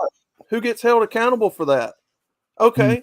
Now we find out it's all been bad. Now who gets held accountable for that? There's something interesting you said on that. It was brought up on Billy's show, and I think it should be reiterated here. The same government that pushes the trans agenda, the mental disorders, the sexual transitions, the chemicals in the water, the poisons, the red dyes, and all the heavily processed foods into the grocery stores. The same federal Food and Drug Administration, government. Let's just cut the shit. Government. The same government that is pushing all this shit, ironically, is in bed with the same pharmaceutical companies that profit off of. And here's the kicker, you being sick. If you have to be on hormone therapy, that's a lot of fucking money for the government. If you're getting fucking a botch job on your fucking Johnson to become Sally, that's a lot of money for the government. If you're fucking eating poison every day, getting diabetes and fucking cancer and fucking Alzheimer's and all the other shit we found from all the fucking shit in food. Another thing was the fluoride, the study on, I'll tell you what, there's a double-edged sword here. Fluoride is great for hardening your teeth. It's also great for damaging your brain. So, your teeth are healthy. So they sold you the whole, make sure at the dentist every fucking time, make sure you're using fluoride toothpaste, make sure you're staying healthy. Throw the fucking fluoride in the water. Throw it everywhere. Everywhere you go, fucking fluoride. But it is fucking lowering your IQ. That is confirmed as a fact. It's not my opinion. And what is the point I'm getting at here? Just to sum this up, get back into the show. The government set up all of these things, Food and Drug Administration, the DEI programs, the pharmaceutical injections and the experimental jabs and all this shit. And you know what they all have in common? They keep people sick, and they make the pharmaceutical companies, which then lobby the politicians to stay in power, a lot of fucking money. And you, your children, your mother, your father, your grandfather, your grandmother are all suffering and getting sick and dying prematurely from what the government is making billions of dollars on every year. So again, am I supposed to sit here and say, no, I can't say that the government's the enemy. I can't say that they're fucked up or wrong. They have proven beyond a reasonable fucking doubt that they are the enemy. They have proven it. And if you can't fucking see that or aren't willing to say that, then guess what? Roll the fuck over and take it in the ass again, because they'll keep fucking as long as you keep rolling over. They are the enemy. And again, I said it. Nobody else in the panel said it. That's my opinion. So come to my door if that's what you want to do. But I'll say it to your face too. You're the fucking enemy. You are. I mean, heaven forbid. I mean, for the longest fucking time, if you wanted to smoke a certain plant in most states, you'd be locked in prison longer than a fucking pedophile. For fuck's sake, right? Who are you harming by going on home and fucking, oh yeah, long day at work, man. Yeah, fucking Pink Floyd, man. Who the fuck were they hurting? Yet they're doing fucking life in prison. Whereas the fucking local pedo, they don't even arrest him. The illegal, they just throw back on the street and give a hotel to. At least they were, right? So have I made enough points here? They are your enemy. They are. They've proven it. Rhino, on that point, I'm going to go ahead and duck out for the evening. That's it is fine. getting real close to midnight where I'm at, and I need to get to sleep because I've got another several hours of going through international regs. All right. All right. You have a good night.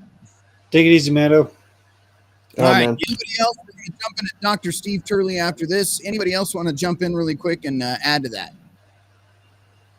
No, I mean, I'm I going to say. I mean, you know, if they're after your life, then that's the bottom line. They're after your life.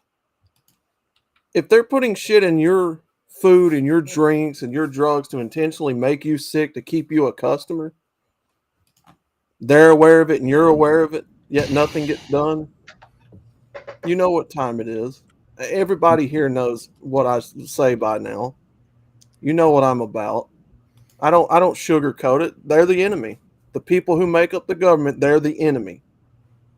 They have no intention of fixing any of this, and it's just kicking the can down another 4 years. Look, Trump is not going to save this country. He's not going to save this country. He's going to kick the can down the road another 4 years, and then we're going to be right back to where we were before he went in. This is all a distraction while the real stuff gets done behind the scenes and real deals are made and money's exchanged and people become richer at our expense. Nothing gets fixed. Right. Now, where I'm going to jump in, agree and disagree, and I'll do both for the sake of levity. I do think a lot of the things he's doing right now is wrapping up and shutting down and shitting on the fucking bloating in the government. But what happens when he's gone is up to us. And that's where I agree and disagree. That's my point right there. What happens after he is out of office is up to us. Do we go back to pandering to fucking DEI fucking bullshit? Do we go back to assigning DEI to fucking classrooms with 5-year-olds to talk about masturbation and fucking gay sex and BDSM to fucking grade school kids? I don't know. That's up to you. But if I were you, I would take the 4 years that we have right now of getting that shit, maybe getting the poisons out of our food and the chemicals out of our water and the fucking needless drugs out of our fucking systems, and then do something going forward. Don't ever let it happen again. You know, learn the lesson. Close down all these bloated government agencies. Shut them the fuck down. Send them fucking packing, crying and screaming if they want. And that's what most of them are doing right now, heaven forbid, because they don't want to lose their paycheck. But their paycheck was illegitimate to begin with. So what do you do from there? And my advice would be, you've got 4 years right now. You've got 4 years to watch, learn, and pay attention and never let it fucking happen again. This has nothing to do with even party lines as much as I do think the liberals are just out of their fucking minds at this point. It has to do with whether you want your country back or whether you want a bunch of people like fucking Chuck Schumer and fucking Nancy Pelosi to fucking take the money out of your fucking wallet. Take the money out of your fucking wallet. There it is again. Where's the fucking money? I'm sure a lot of you feel the same way. Is that how you want to live? Or wait, are you, did you go to the doctor recently? What's your A1C levels? You know, the same fucking government that tells you how to be healthy, poisoning you, making you sick. Some of you know friends and family that got cancer, died from cancer. Same chemicals in the fucking food that the Food and Drug Administration says is safe is killing your friends and family members. So what are we going to do? What are you going to do with this fucking opportunity? Are you going to fucking sit on it and go, yeah, Trump does all the work and then we'll be fine? Or do you have to pick up the torch and carry it after that? The answer is, yeah, you do. So that's the lesson here. Maybe Outlaw's onto something. But also, if there is some truth in what's going on and these people actually are investing in fucking gutting some corrupt agencies, which I believe is the truth, then we have an opportunity to never let it happen again and continue to gut those agencies until it is a small, limited government that is afraid of the people like it's supposed to be. How it was set up, how the founding fathers envisioned it, in which the people decided that what the government's roles were, not the other way around. When was the last time you had a cop behind you in traffic and you felt safe? In the chat, just tell me in the chat right now, over here in the chat. I'm going to let you guys answer that question. I want to see, when was the last time you had a cop behind you, you're driving down the highway or maybe to work or wherever, you had a cop get behind you? When was the last time you felt safe? Genuinely, I mean that. Like, when did you feel safer with the cop behind you? Panel, I don't want you to answer. This is for chat only. Okay. This is for chat only. But I want to ask you a question in reverse. When was the last time you felt as threatened by seeing a gangbanger on the corner as you did by the cop behind you? I just want you to contrast and compare that a little bit. So again, in the chat, when was the last time you felt safe with a cop behind you in traffic? And when was the last time you felt as afraid or stressed out or nervous when you were walking next to a gangbanger down by 7-Eleven or whatever the fuck ever? Let's see that in the chat. You guys, a few minutes to talk about it. Again, do not discuss this on the panel. It's for chat only. All right. And we'll move on from there. Panel, it has grown again. Welcome to the show. Hey. Hello. You guys happening? I wanted to chime in just really quick. Technically, by definition, both of those that you described are gangs. Fair enough. Technically, by definition, they're both gangs. We'll cut it short there, but welcome. What are your thoughts? You're usually on the other end of the spectrum, so to speak. Yeah, and that's okay for people to label me as such. I am a very far left person. I don't think you're far left because you're not completely retarded, but go ahead. Well, out of the Democratic Party far left, like that far left. And so I do agree with a lot of the things that you're saying. Most notably, the whole, like, the government is your enemy thing. Valid perspective. I agree. The one point that I did not agree with was RFK saying that Bernie Sanders got a lot of donations from Big Pharma. That was a gross distortion of an open secrets thing where they found a lot of donations from people who were employed by pharma who had given donations to him. But he takes nothing but small donations. He's also not part of the Democratic Party anymore. I feel like you're splitting the hairs there, sir. So no, he doesn't take any PAC money in the form of millions of dollars directly from the company. Tomato. They find out where people work by the way that they, align themselves, and then they say, okay, well, they're in like pharmaceutical industry or adjacent, and this much money. Yeah. Like all right, it's all about definitions here. He responded on the 31st. Let's reel this in. When you said pharmaceutical adjacent, I suggest we just move on from there, because what you just said, they're still pharmaceutical. Hear me adjacent. Hear me out. He responded on the 31st, with the same stuff that he's been saying his whole career. Like the average donation amount is like $27. He tweeted it out. He receives nothing over $200 from anywhere. This is like his identity, right? And as far as Warren, he was right. Like she accepts PAC money. Yes, but here's the deal: but the Democratic Socialists don't do that. Regardless, all of these career politicians have made money hand over fist by exploiting the people they govern, and that's the fucking issue. And that includes Bernie fucking Sanders. I'm sorry. Whether you call him a fucking, what a socialist, whatever the fucking whatever you want to fucking call him.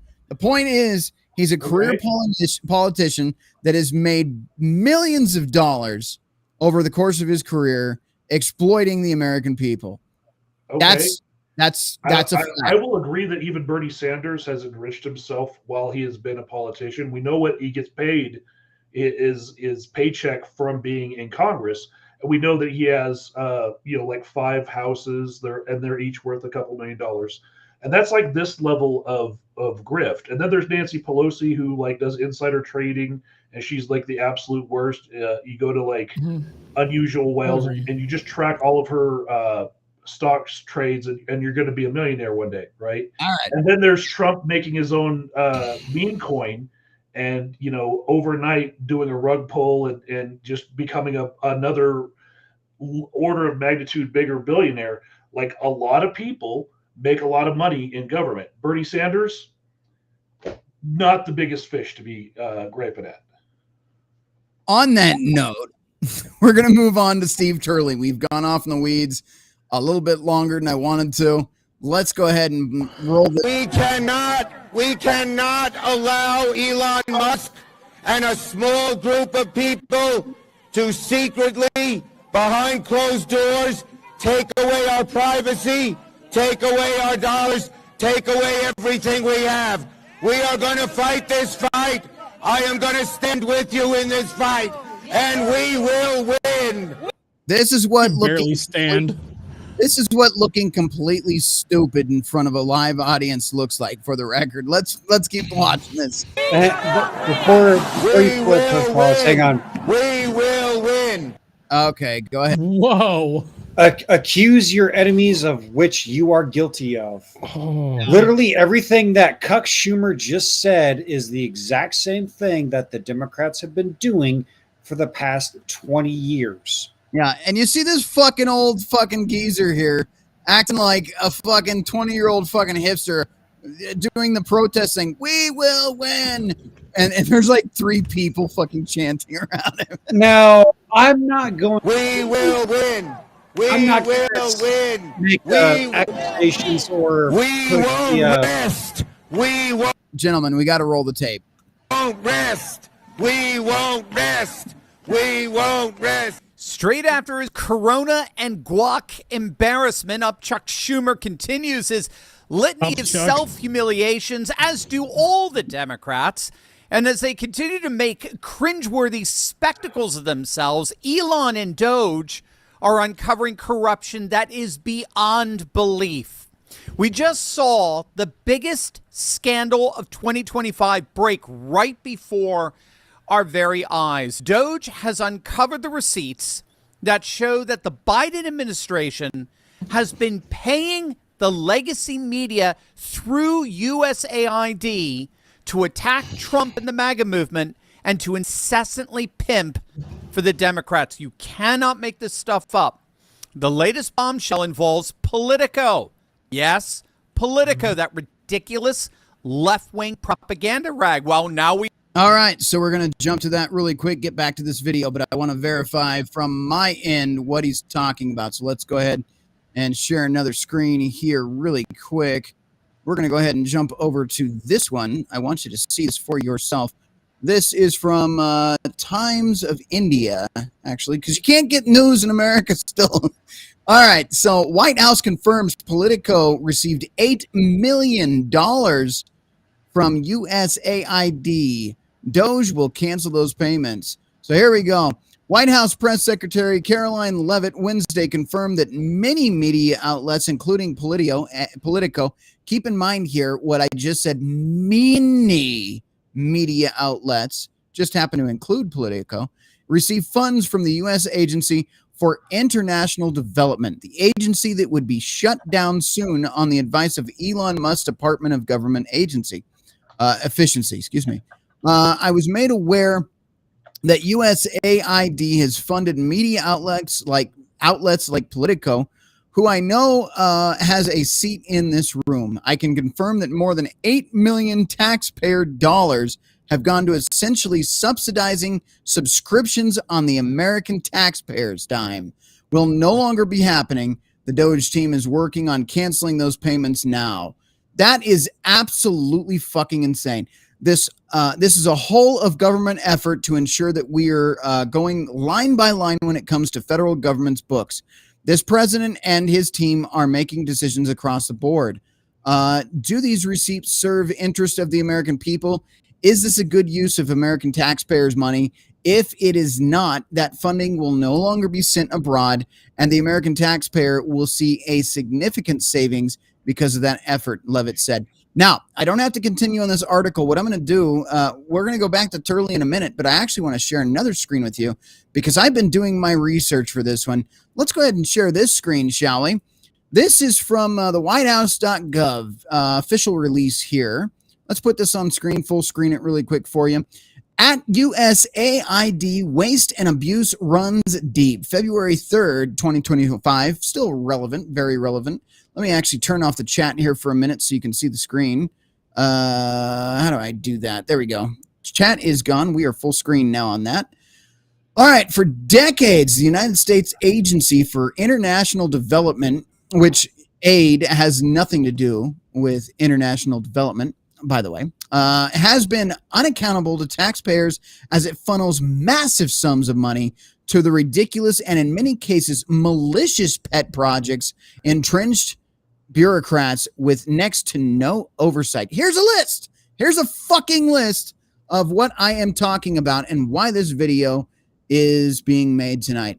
Here are only a few examples of the waste and abuse. $1.5 million to advance diversity, equity, and inclusion in Serbia's workplace and business communities. I am going to rant, panel. Please let me rant. What in the ever-living fuck is the United States taxpayer money going to fund Serbia's DEI? Let's just take fucking DEI out of the equation. Why is your taxpayer money going to Serbia? $1.5 million there. Let's go on to the next one. $700,000 for production of DEI musical in Ireland. Again, that's money that you could have used to pay groceries, pay for gas. I don't know, any of that. But no, it's going to Ireland for a DEI musical. Fucking retarded. But it's, again, it's, I'm sorry, international development of what? Of what? $2.5 million for electrical vehicles in Vietnam. $2.5 million that could have been spent on, I don't know, veterans in our own country. Just a thought. $47,000 for a transgender opera in Colombia. I'm sorry, I'm failing to see, panel. Please wait. Transgender opera. Okay, first of all, what the fuck is that have anything to do with government international development? Secondly, why the fuck are we giving that kind of money to Colombia for any reason when we have people living in the streets? $32,000 for a transgender comic book in Peru. A comic book. $32,000. That is a year's salary for some of you. A year's fucking salary to make a fucking comic book about transgender bullshit in Peru. Your entire year's salary for a fucking comic book about tranny shit. Huh? Okay, let's move on. $6 million fucking dollars to fund tourism in Egypt. What about $6 million fucking dollars to fix the infrastructure in any one of your cities where there's potholes as big as the fucking Grand Canyon driving down the highway? What about that? But no, it needs to be in Egypt. Hundreds of thousands of dollars for nonprofit linked to designated terrorist organizations even after an inspector general launched an investigations. Millions of EcoHealth Alliance donations, which was involved in research at the time at the Wuhan lab. Millions of dollars to create the virus that killed some of your family members and friends. Some of you are still suffering from what's called long COVID because it was a real fucking thing. So you've got brain fog. Maybe you actually have had IQ problems. Maybe you're still suffering from not being able to taste food properly or fucking smell anything properly, or some of the worst symptoms like fatty liver and cirrhosis, which have also been linked to this virus. Yes, there is a link to that. Hundreds of thousands of dollars of meals that went to Al-Qaeda affiliated fighters in Syria. So hundreds of thousands of dollars to people that brought down the Trade Center towers in 2001, if we are to believe the official narrative, right? I put that in quotes. Funding to print personalized contraceptives, condoms, by the way, if you weren't sure what they meant there, birth control devices in developing countries. So we are spending money in foreign countries to give people condoms. Your taxpayer money, ladies and gentlemen. You feel that hurt at the gas station? You feel that hurt when you pay for groceries? You feel that hurt when you pay in your bills, your utilities, anything else? You feel the fucking hurt? You know how you're getting fucking robbed blind when you see this shit? It makes you wonder why. And then I say the government is your enemy, and people say, "Oh, don't say that. Don't say that. Don't say." You don't want to upset. Hundreds of millions of dollars to fund irrigation canals, farming equipment, and even fertilizer used to support the unprecedented poppy cultivation, which makes heroin and opium. And it says right there, and heroin production in Afghanistan, benefiting the Taliban. Hundreds of millions of dollars to fucking benefit the Taliban in drug commerce. Again, last time you checked your grocery bill, hundreds of millions of dollars could have been in your pockets. All right. The list goes on, and it's all been happening for decades. Under President Trump, the ways fraud and abuse ends now. That is from whitehouse.gov. Those are official release documents there. You can find more. Please do that research. But it is absolutely fucking absurd. Panel. So I was waiting to drop that bomb. Everything on that list was the chunk change of the fraud and waste. My list says Ukraine received $14.4 billion from USAID. My list does match up with that one as far as Afghanistan receiving $332 million. Yemen received $359 million, and Jordan, that place where the people who brought down the towers are, that whole troop, they got $770 million in total, right? Correct me if I'm wrong. Are we in an armed conflict in Yemen? All of this for everyone. Hang on, guys. Don't cut each other out. It's a front for the CIA. None of these price tags for all this, like buying personalized condoms for people in Africa, that's like buying a golden toilet seat for like $6,000 and putting it in a plane. You didn't pay $6,000 for the toilet seat. Same as they didn't pay millions for condoms. There's a warehouse full of condoms. They're not being used because nobody likes condoms, right? And then they overpay so that they can funnel money into other governments. This is just the CIA moving money. There you go. Everything is a CIA front in USAID, and that's why they're going after it. After Sean, I got a thing I want to point out. All right, let's not do Sean. Let me jump in then really quick.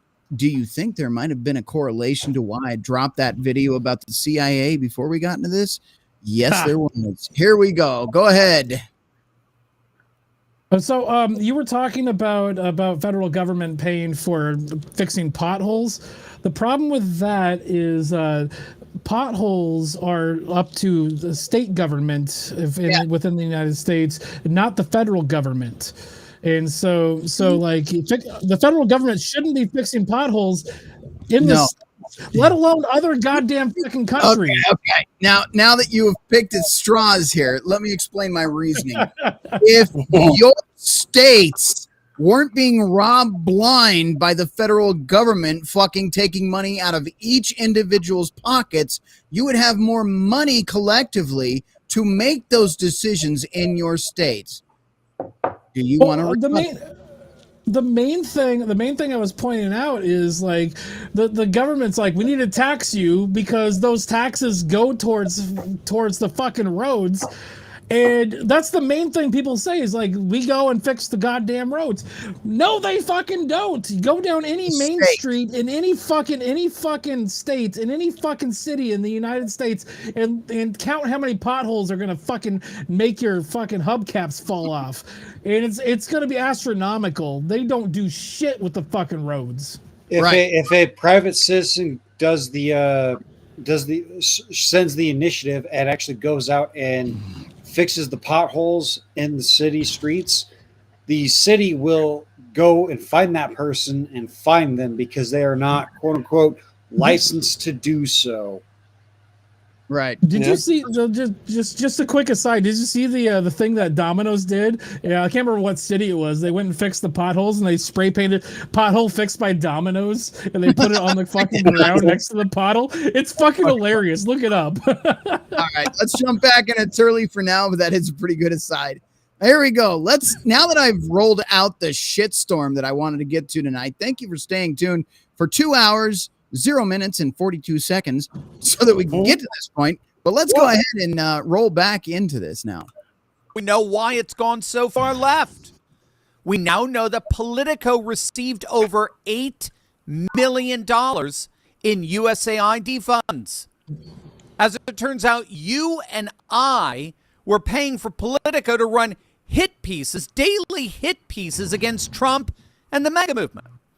For example, guess which publication was solicited by the Biden campaign to publish the 51 so-called intelligence experts claiming the Hunter Biden laptop was nothing more than Russian disinformation? Where did they go to get that published?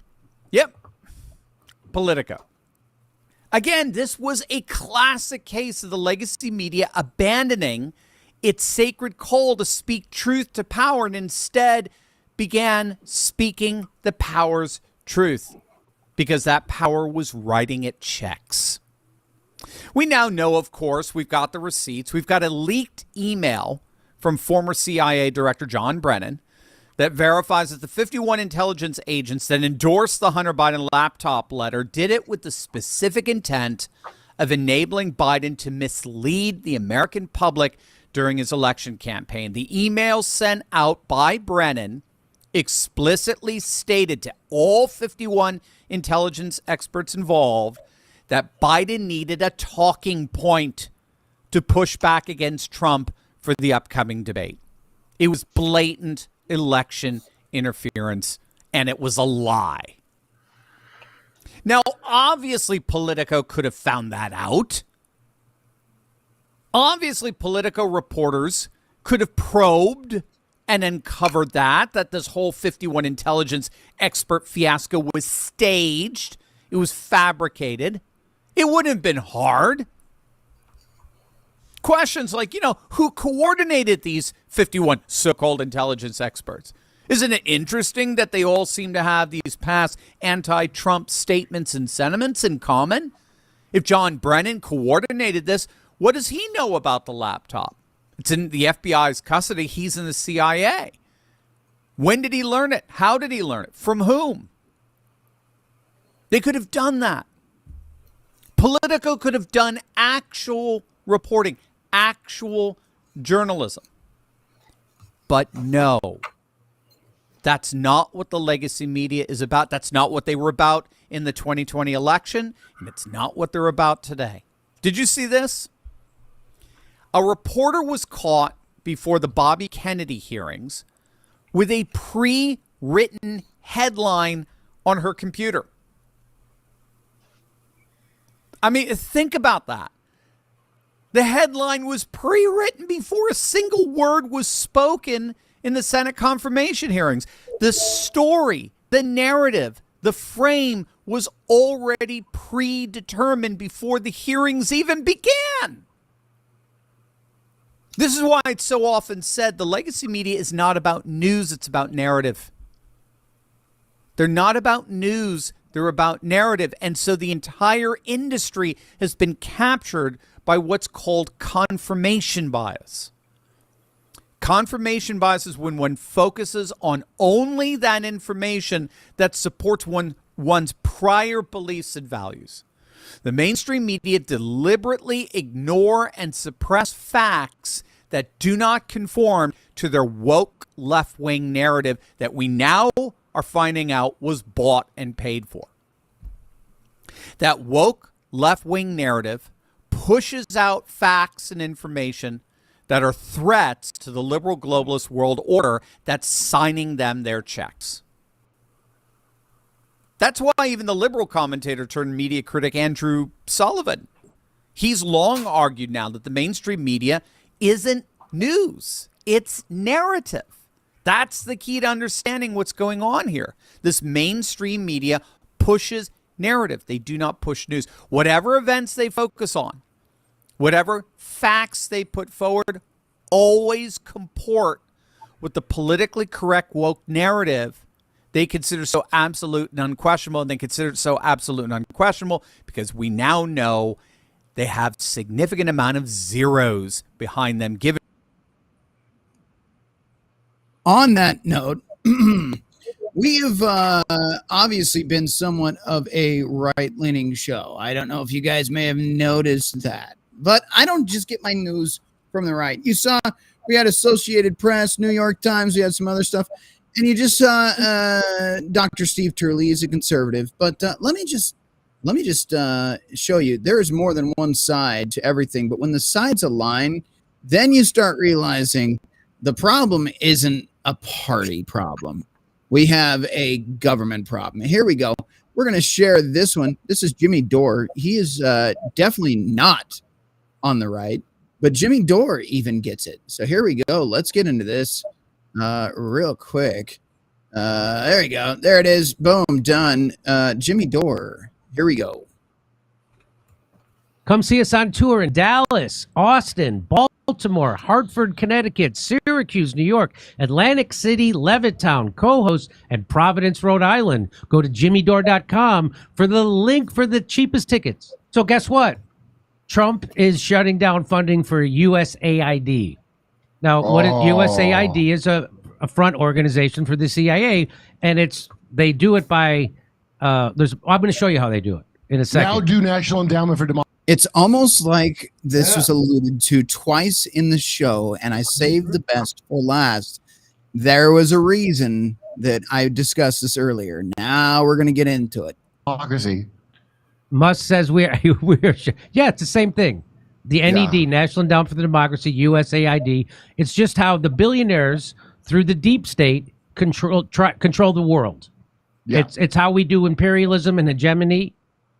And make viruses in Wuhan. That's how we overthrow, we've overthrown 100 governments, most of them democracies, since World War II. That's how we do it. That's why the president doesn't have the highest security clearance, which should bother the hell out of you. So, look at that. So Musk, they're going to wrest control of USAID, as Musk says, we're shutting it down. Look at it. Why did they make the US blue and the AID red? Oh, I see. So they could trick idiots. Okay. Yeah, I fell for it. I'm a big dummy. I was like, oh, USAID. I didn't know it was USA. So did you know that USAID doesn't even stand for aid? It stands for United States Agency for International Development. And their budget is bigger than the State Department and the CIA combined. USAID. So that's their. It should be called USCIAID because that's all it is. Oh, Max Blumenthal and Aaron Mate were 100% right when 3 years ago I first heard there was a CIA cutout, but now I think the CIA is the cutout of USAID. That's right. So watch this. So this is Mike Benz. He's going to explain to you exactly what USAID is. Here it is. So what is USAID? When people hear the name USAID, they focus on aid. They focus on thinking like it's humanitarian work. But aid is not actually in the name of USAID. USAID stands for the United States Agency for International Development, not aid. It's not a charity. And international development is simply capacity building. So USAID is a black ops bank account. That's what it is. It's not it's not America helping other people any more than Gatorade is a charity for alligators. And what is black ops? Despicable crime your country does, and that's why they call it black ops, because it's illegal and evil. That's right. So here he's going to explain the rest. He calls it capacity building. What does that mean? It is local and regional capacity building done across the whole world, i.e. internationally. The primal id in USAID, international development, is about capacity building of assets that can be used by either the Pentagon, the State Department, or the CIA for their own activities. So if you're the Secretary of State and you were asked by the National Security Council or the President to do something in a different country, overthrow their government, stop the passage of a bill in a foreign country's legislature, how would you do that? And the first thing that I said is you would look at the assets that already exist in the country. Do we need new assets in addition to the ones that we currently have, or are the existing assets, can they achieve this simply by giving them enough money, giving them enough resources, giving them enough training? So, like, what they'll do is they want to create unrest in a country. They'll go and give billions of dollars to maybe some unions, or they'll give billions of dollars to whatever, some groups. They'll invent the groups, and then they'll create kind of what they did here. Yeah, with BLM, kind of the same thing that they do to the other countries. Yeah, that's what they did to you. That's and right. They're going to keep doing it. Now, what I want you to understand is, again, I hope I already made the point. This is Jimmy Dore is left leaning. So is his co-host here. Even they are seeing through the bullshit. And Jimmy Dore at one point was not a big fan of Trump at all. Not saying that he's a huge fan of Trump. I've still seen him talk some shit here and there.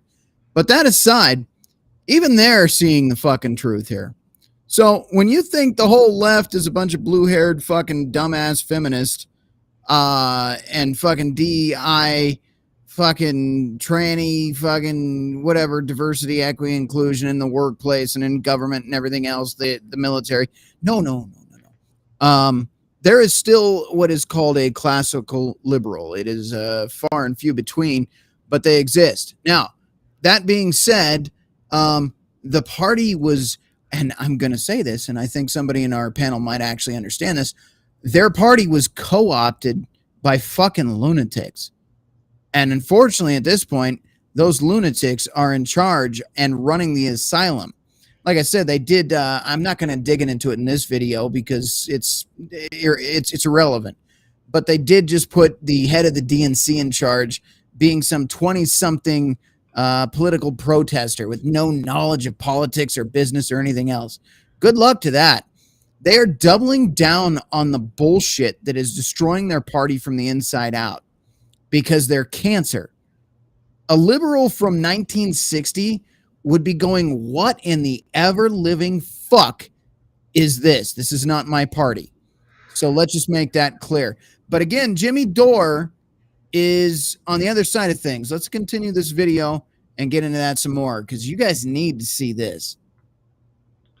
That's right. Okay. Bring them enough support. One of the main ways that capacity building would be financed would be through USAID. USAID would say that it's doing something, funding a hospital system, funding universities, funding civil society organizations, funding media institutions, funding independent media in the region. Sorry, there's something in my eye. Independent media in the region on USAID payroll. And those institutions, those assets would then be bigger and more powerful and more capable capacity, more capable of serving the State Department's goal, aka advancing U.S. national interests. USAID has a bigger budget. And by U.S. national interests, what he means there is Western economic hitmen's interests, meaning Wall Street's interests, the military-industrial complex interests, big pharma's interests, which is why the CIA covered up the COVID thing. And where it came from. So the deep state, the blob, is there to serve corporate power and billionaire power. It's not there to serve U.S. Did you fucking catch that? I mean, it was fucking obvious as hell when he said it, but did you fucking catch that? So there are people on the other side of the aisle.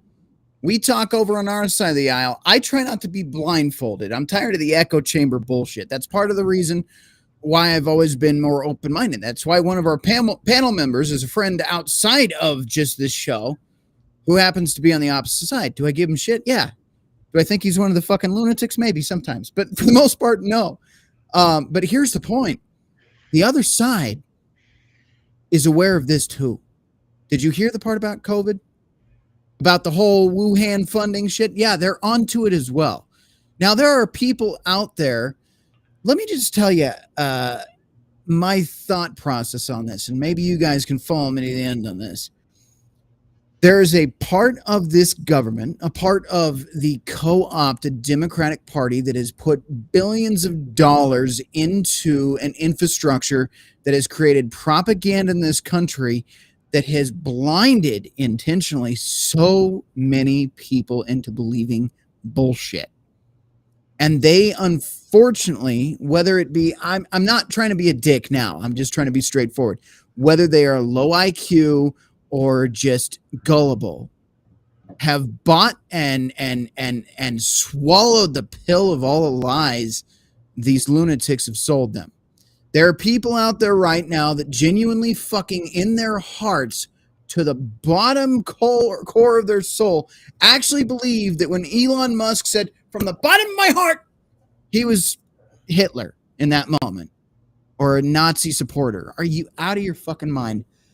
There is so much propaganda and doublespeak and Orwellian bullshit coming out of the mouths of these deep state fucking communists. And let's just cut the shit. That's what they are. Fucking implementing slowly the destruction of this country for their own personal gain. That they even convinced the average person on the street of low political intellect, or let's just say low critical thinking skills in general, into believing some of the most absolutely absurd, crazy shit that not even a normal fucking Democrat would go, yeah, that makes sense. They wouldn't say that. It's absolutely insane. Some of the shit they're telling people. I like I said, I reach across the aisle. I see both sides. I am still in what I opened with, what I consider a libertarian. But as far left as the left went, I find myself stuck on the right going, what other choice do I have? Now, is there propaganda from both sides? Yeah. You have to see through the bullshit. That is your job. That is why critical thinking is important. That is why you should question narratives. But there is a huge investment into dumbing down, brainwashing, and controlling the masses into believing absolute fucking lies. And then to reinforce and demonize people that believe anything outside of that narrative, aka what most of us call the truth, facts, logic, reason, right? And that's the core of the problem. But this is where I argue back. Every person on the other side of the aisle from you is not your enemy. Case in point, let's resume. So when he says U.S. national interest, he doesn't mean the people's interest. He means the people who run the government's interest, the billionaire class, the donor class, Wall Street, the military-industrial complex. That their interests. That's what the USAID is there to do. Okay. The State Department. Over $50 billion. It is a bigger budget than the CIA. The entire intelligence community only has about 72 billion. So that's the CIA plus the 16 others. And USAID has a bigger budget than the CIA and is almost the size of the entire intelligence community combined. That is how important USAID is to American statecraft. It is. And Trump just shut it down. So all the, what's a better term? All the fuckery that the evil criminals who work in our CIA and NSA, all those people in USAID doing fuckery around the world, overthrowing governments, sowing color revolutions, all that stuff, overthrowing democratically elected governments on the regular. One other thing I want to point out, he mentioned briefly earlier on in this talking point, BLM. That was another smoke and mirrors bullshit thing that was created to distract low IQ, average people from. It's what you call doublespeak, and what I mean by that is, who would oppose something as benevolent as Black Lives Matter? Well, yeah, they matter. White lives matter. Brown lives matter. Every life matters. So if you were to say, yeah, no, black lives don't matter. Oh, fucking racist. That's how they do it. In the meantime, what they do is they plant division and hatred between people. Just like they do in, I hate to say it, they're succeeding. They're succeeding. You are actually part of their plot. They're dividing men and women. They're pushing promiscuity and sexualization of younger and younger and younger women. They're pouring money into, and I'm sure you're going to find this out later, not in this video, that a lot of those fucking OnlyFans chicks and everything else, they're pouring resources into making sure the propaganda is on point to create a society where men and women are divided. Why is that? Well, quite simply, because this is related. This is Red Pill Rhino. This is related to the channel as a whole. If you can divide a nation, you can bring it to its knees, you can depopulate it, and you can reduce the numbers of people in that country, you can supplant it, which is part of their plan. It's now being rolled back, thank God, which was to put foreign nationals, foreign terrorists, foreign individuals that hate what this nation is, that follow the agenda blindly of what the people that put them here would do, but don't follow them. In other words, create chaos. And then, of course, just like the brown shirts, they're the first to be shot and eliminated when the time comes, because they've helped enforce and destroy what the objective was, which was depopulation. Now, and I know that sounds insane and outlandish, but you've got to look around. They talk about equality, yet they sow division. They talk about fairness, yet they divide and conquer. They talk about all of these things that sound above board, but when you look at what they're doing, they're dividing and conquering. And because, again, we talk about relationship dynamics here and the dating market and everything else, do you not think that there were applications created like not TikTok, Tinder, and all of the dating apps? Do you not think that they're running the same algorithms that Facebook has been caught doing? You know, Facebook had algorithms, and by the way, they had government in their pocket as well. Facebook ran algorithms in the last decade, especially around 2011, 2012, that would intentionally isolate you from your friend groups and only show you posts that the algorithm determined were depressing. And then they were to explore and see if they could change the behaviors and actions of the people that were seeing that content, aka were they becoming depressed? They would intentionally exploit people for research purposes, right? And again, we go back to BLM. So above board, yeah, no, sure, Black Lives Matter. Who would say otherwise? Why would anybody be a bigot and say that Black lives don't matter? But that's a specific word choice so that they can slide the shit under the table. And the people that created such groups are building mansions off of the money that was donated rather than actually helping the people they claim to help. That's part of the programming. So again, not to go off in the weeds much longer, but when you see things like the men against women, the division between race and sex and ideology, that's a part of the master plan here. They're sowing division, and if you question it, you're a bigot. You see how they do that? That's why they got to pull out the Nazi card or the racist card every chance they get. That's part of the programming. And they get the low critical thinker to get on board with that, and they use the masses to attack you so you won't dare question the narrative. Problem is they just got exposed for it. But here we go. I digress.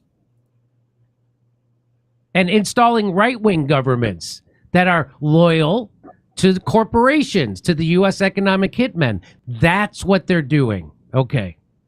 An intelligence community, a State Department, and a Pentagon assistance organization rolled into one. I just copied this from the USAID website. USAID carries out U.S. foreign policy, advances U.S. national interests by promoting broad-scale human progress. At the same time, it expands stable, free societies, creates markets and trade partners for the United States, and fosters goodwill abroad. The operative phrases here are carries out U.S. foreign policy. This is not charity work. This is not aid. This is cynical, self-serving purposes. And what is it seeking to do? Free societies, open societies. Open. Why does USAID want other countries to be open societies? Why? Because that's how you get the influence in. If a country is a closed society, they're closed off from USAID influence. We cannot Now, what did I just say? Pay attention, because that same thing is going on in this country, or was, but that's the point. Follow this closely. capacity build our assets there. Closed societies box USAID out. China is a closed society. That is why we have not been able to topple the government of China, despite having tried for 100 years now almost. We have not been able to topple Putin from Russia. Why? Because Russia is a closed society. Like China, they kicked USAID out. It is not an open society. And so the USAID can't just take over their entire media ecosystem by funding 100 different media. So that's what we did in Ukraine. The United States funded all their media outlets, these right-wing media outlets that were in bed with the Nazis that propagandized their people. So that, which by the way is why they're so afraid and why they've gotten to some of you that watch the show. I won't install TikTok. I'm not going to do that. That's a fucking Chinese propaganda app. Way to go. You bought the fucking propaganda from your own government. They don't want you to see any information outside of what they tell you to. Have you watched this show for what? We've been doing this particular rollout, Red Pill Rhino, for like 3 years now, maybe 4. I don't know, 3 or 4 years. But when we did it, at the end of every show, we play an outro. And in that outro, it's a Blade Runner clip. And it was dubbed over, and there were faces put on there, Clinton, AOC, everything, and there were quotes put in there. Watch the outro tonight. The founder, or not the founder, the owner of Google at the time is in that. His face is put over the face of Jared Leto, I think it is. And in that he says, you are to get information, but only information that we want you to see. Just watch the outro tonight. There's a message in that outro. The point is the government has even gotten the conservatives to go, yeah, no, fuck that TikTok app, shut it down. You bought it as well. Because again, they want the open system. They don't want you to see what it's like outside of here. They don't want you to get an idea of what the values are in countries that have not sold out to the DEI and the bullshit BLM and all the other crap they're shoving down your throat, right? They don't want you to see the actual living situations in places like Ethiopia and China and Russia. And if you watch enough U.S. propaganda, you would believe that Ethiopia is bricks and mud and starving children. Go look at Ethiopia's cities. Go look. Those are the suburbs they're pointing at. Go look at Ethiopia. You'll be shocked to know what it actually looks like. Go look at the conditions in China for the average Chinese citizen. Go look at the homelessness rate in China. Go look at the healthcare system in China as compared to us. Go look at the property taxes in China compared to, oh, by the way, there are none. Go look at the housing costs and the rental costs in China as compared to our country. You think I'm the crazy radical if I talk about it because this is a conservative space. But that's because you were lied to. That's part of the propaganda. They got to you too. That is what I'm trying to fucking talk you through here. Okay? This guy gets our points, but you guys have bought you guys have taken the bait on the propaganda they've pushed on you. And that's dangerous. TikTok was never the fucking problem. The government that told you TikTok was the problem was the problem. Let's jump back in really quick. That's just like kind of like what they do here in the United States. Who was saying something? I thought somebody was saying something. Nobody? Okay, go ahead. But they don't. Wait, yeah. What? So I love telling this to conservatives, okay, because they all, the CCP, blah, blah, blah.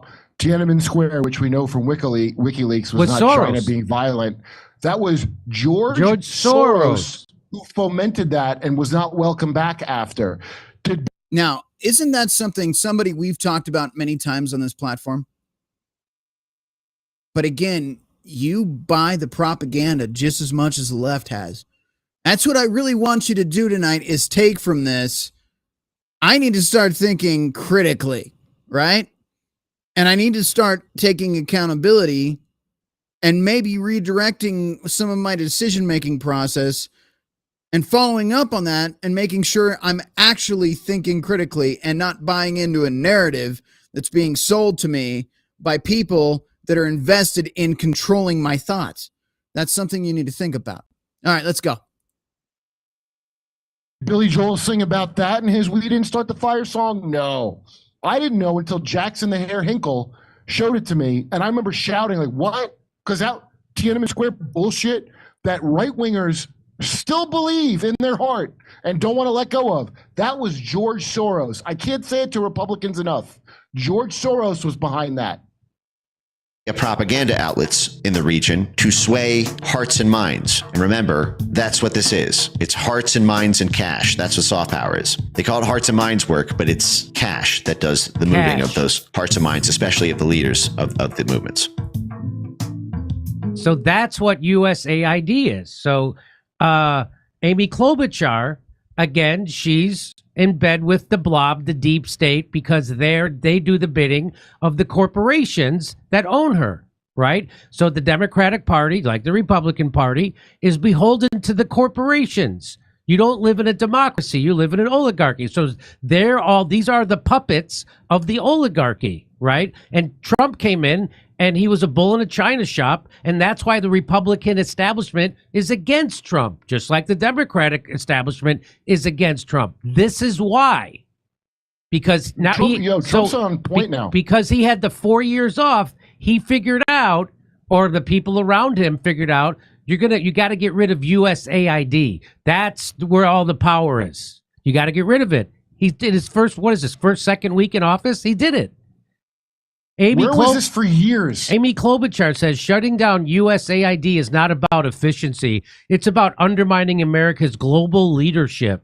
Global leadership. USAID counters extremism, fights diseases, and creates more markets for U.S. exports. This is reckless and dangerous. It counters extremism? Did you say that? Then why are you Democrats always whining about extremism if it's so good? So I think we at this point we can honestly say that AIDS has done less damage than USAID. Oh, Jesus. I like AIDS better than Bono from U2, if I'm being honest.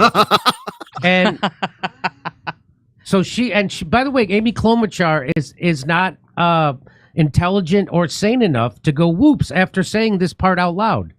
Yeah, go eat a salad with a comb, you pig. So here James Lee is going to let us know what's the truth about USAID. Watch this. Just his we face. have some news right now. The Trump administration has completely shut down the USAID website, which is the agency responsible for humanitarian assistance around the world. So that's what they're saying. So that's what all the asswipes on Twitter, Facebook, and Instagram are going to. Right. Now, remember what I just was telling you about people that are not critical thinkers buying into propaganda. You get a bunch of fucking guys on social media that have really never done any critical thinking in their life. They don't participate in shows like this. They don't comment or even watch shows like this. They don't think for themselves. They just go, oh, yeah, well, that person that I really like because the TV told me to said that I should say this. So that's what I'm going to say because I don't know any better. And they believe it. They actually believe that. That's the scariest part about how propaganda works. They actually believe their talking points. And that is why they're so dangerous. That's why they infected culture the way they have, is because not only is it very effective, but it becomes even more dangerous to argue against them when it's to like the way they do it. Like I said, BLM. Nobody's going to say they're against a race because we're in 2025. You're just a bigot. But if you argue the facts to them, they say, no, you're, you see how they shut it down? You're a racist. Actually, no, your organization has nothing to do with charity. It's a private entity that made millions off the backs of people that thought they were, no, you're a racist. You're a racist. It's dangerous. And these people are loud. That's the problem. They're louder than us. They're louder than the voices of reason in most cases because they think they have something to prove when all they're doing is just parroting what they've been told to believe. To say all the asswipes on CNN and MSNBC, and I bet even Fox might say it. That he's doing. Oh my God! He's taking away aid to people and medicine and humanitarian aid. Well, James Lee is here to disabuse you of that stupid propaganda idea. Here, his face was perfect. He could have just left it at that, and you would get it. No.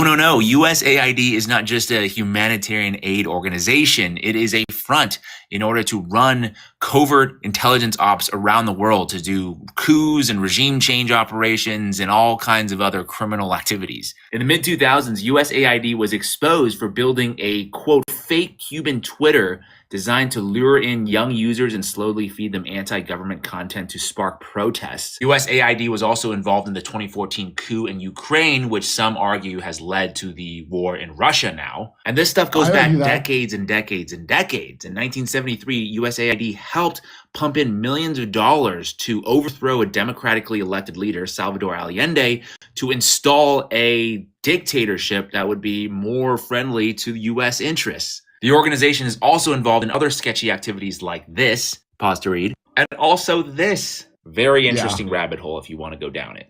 All the while, USAID was actively pressuring media organizations around the world to censor certain narratives. My point is, I'm sure there are some people on the ground doing good work at USAID. I'm sure there's good people doing good work. But at its core, it is a criminal organization. I just thought people would benefit from knowing this context. Yeah. So they're like, so USAID is a front group for the CIA, a front group, kind of like Jimi Hendrix opening up for the Monkees. The CIA is cool. And if you doubt it, just watch Amazon Prime. All the cartels. So when we talk about going after the cartels, and I was like, hey, Trump, are you going to go after the CIA cartel? Yeah, he did. This is it. Drug and human trafficking. Who do you think was doing that? That's right. These scumbags. They ought to be hung. So here, Nayib Bukele says most governments don't want USAID funds flowing into their countries because they understand where much of that money actually ends up. While marketed as support for development, democracy, and human rights, the majority of these funds are funneled into opposition groups. NGOs means non-governmental organizations with a political agenda, and destabilizing movements, meaning destabilizing their country and their governments. At best, maybe 10% of USAID money reaches real projects that actually help people in need. There are such cases, but the rest is used to fuel dissent, finance protests, and undermine administrations that refuse to align with the globalist agenda. Cutting this so-called aid isn't just beneficial for the United States, it's also a big win for the rest of the world. That's why the tariffs worked. Because why would they go along with the tariffs? Oh, Trump's actually in charge, and the weird blob of deep state is not going to screw with me. So they're going to go along and let Trump look like he got to win because it's better for everyone that these scumbags are done. The Trump administration and its allies moved to I can't. So I'm sure there's more that meets the eye to Trump's assassination attempts. But you know there is. This would explain why somebody in the deep state wanted him dead. Wait till the JFK stuff comes out. I can't wait. Wait till the JFK stuff comes out. The Trump administration and its allies moved to tighten control of the U.S. Agency for International, signaling an intent to act forcefully to bring the U.S. foreign policy apparatus in line with the president's. So this is the whole thing. So even what is president doesn't matter who's president, because there was the deep state, the USAID, the CIA, they're all DOG. They're there for they're the Department of Defense. They're there permanently. They're called the permanent state. You've heard that, also known as the deep state, the blob. It doesn't matter who's president. They're going to keep doing the shit that they always do. Right. Now, I do actually want to ask a couple questions for those of you that are still watching, which looks like pretty standard, steady numbers throughout the whole show. So I'm glad this guy, this this show has made an impact on you guys to stick around to the very end. We are about at the end. I wanted to do some key talking points for the chat, and I will bring the chat back up for that. And then we're going to get back to the panel. I want their take on this as well. You can go to Jimmy Dore, watch the rest of that episode. I think that pretty much sums it up. But in the chat, I'm going to ask a couple questions. Remember the ones that are important to you, disregard the rest, but I do want to see the answers in the chat. I am going to be looking for them. First question here. Is Doge the beginning of a new political movement for government transparency? Do you believe that is true? Yes or no? Please mention the question asked. I'm going to ask a few of them here. Is Doge the beginning of a new political movement for government transparency? Yes or no? What are your thoughts on that in the chat? Musk's proposed plan to make federal budgets more public and interactive. Do you believe that it will be successful or not? Please say so in the chat. Again, Musk's proposed plan to make federal budgets more public and interactive. Do you think it will succeed or not, and why? All right. What is Trump's end game with Doge? Will this become a more permanent agency, or is it a fly-by-night? Again, in the chat, this is for you guys. What Trump's end game is with Doge? Will this become a permanent agency or not, and why? I see Tim Roble in the chat says yes, but I cannot see what he's saying yes to. Please describe what you are responding to when you respond. This is chat engagement time before we wrap up the show. I think it's important to bring you guys in. By the way, I am going to plug, now that we're this far into the show, up here in the corner, up there where I'm fondling the fuck out of the corner, is the link to do the Cash App. Also in the description of the show, you can find the Cash App link, the PayPal link, the link to www.redpillrhino.com, and so on. You can donate it to Cash App. I prefer it. You can do PayPal as well if that's how you do it. PayPal does fees, though. And I'd rather, you know that your money is going where you want it to go versus going to a corporation. So Cash App, if you would rather do it that way. Little things in the corner up there, you can see it. Just use your phone, take a picture of it, boom, goes right to the Cash App, and you donate directly to this show. So I do appreciate it. You guys are actually the reason we're up and running. Your donations do matter, and this is proof of it. We were not able to do a show 3 weeks ago. I reached out to you guys and says, if you want the show back, donate. And we're here. So that's a big shout out to you, the viewers that watch the show. Without you, we literally cannot do this show. We were demonetized on YouTube. We were fucked up the ass by StreamYard. Rumble, we just don't have the numbers yet to justify it. We can do super chats over there. I'm going to check Rumble for super chats before we do dip out tonight. I'm going to read the chat again here to see if the questions are answered in there. But I've got a couple more for you. Actually, no, just one more. Predictions for 2025 and beyond. Will other countries adopt similar models going forward? This is a big question for you, chat. Predictions for 2025 and beyond. Will other countries adopt similar models? Again, in the chat, let's see. Agent KK says, depends on who is in power. And I'm not sure, again, please be a little bit more descriptive to which one you're answering in the chat there. Let's see. Yes on one. So is Doge the beginning of a new political movement for government transparency? Says yes. We have a right to know where our tax money goes to.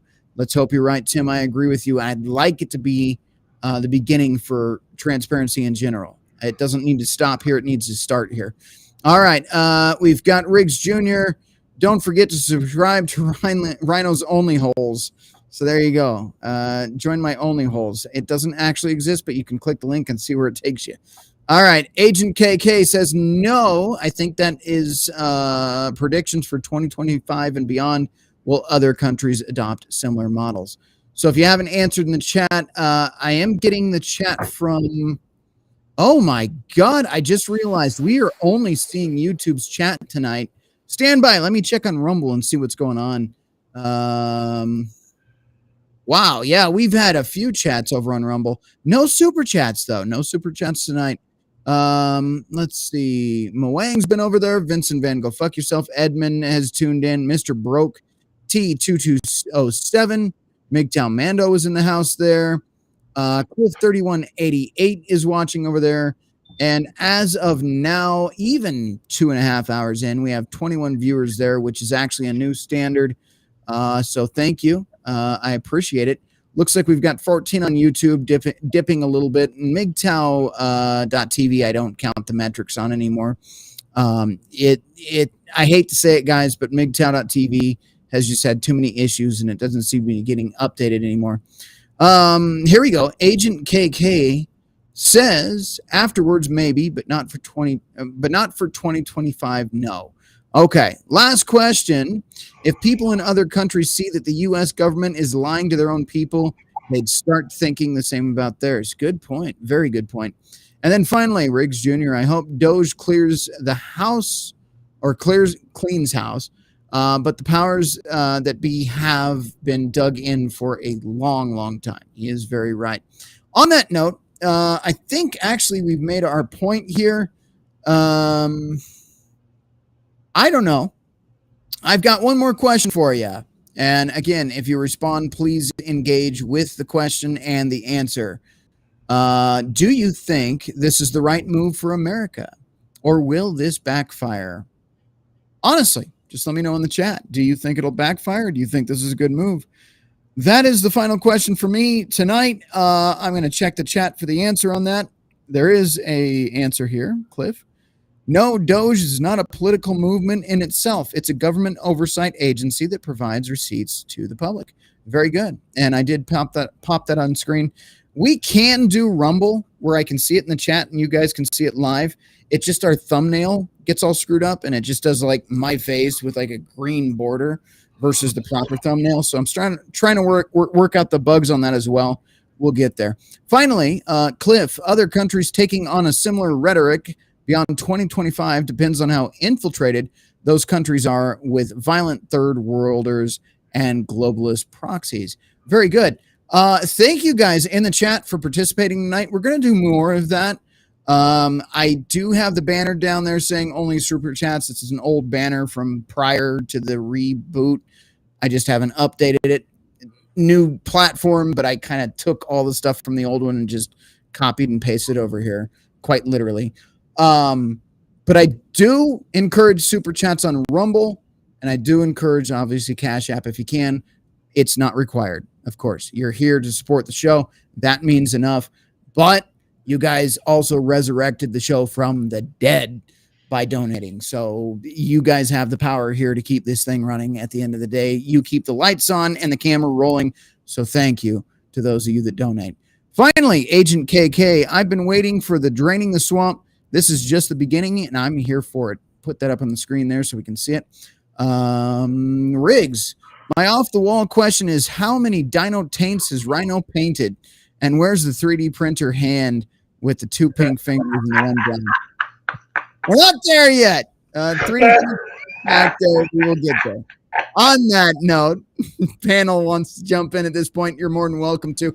Thank you. By the way, panel, this is exactly the structure I want. We started off a little choppy.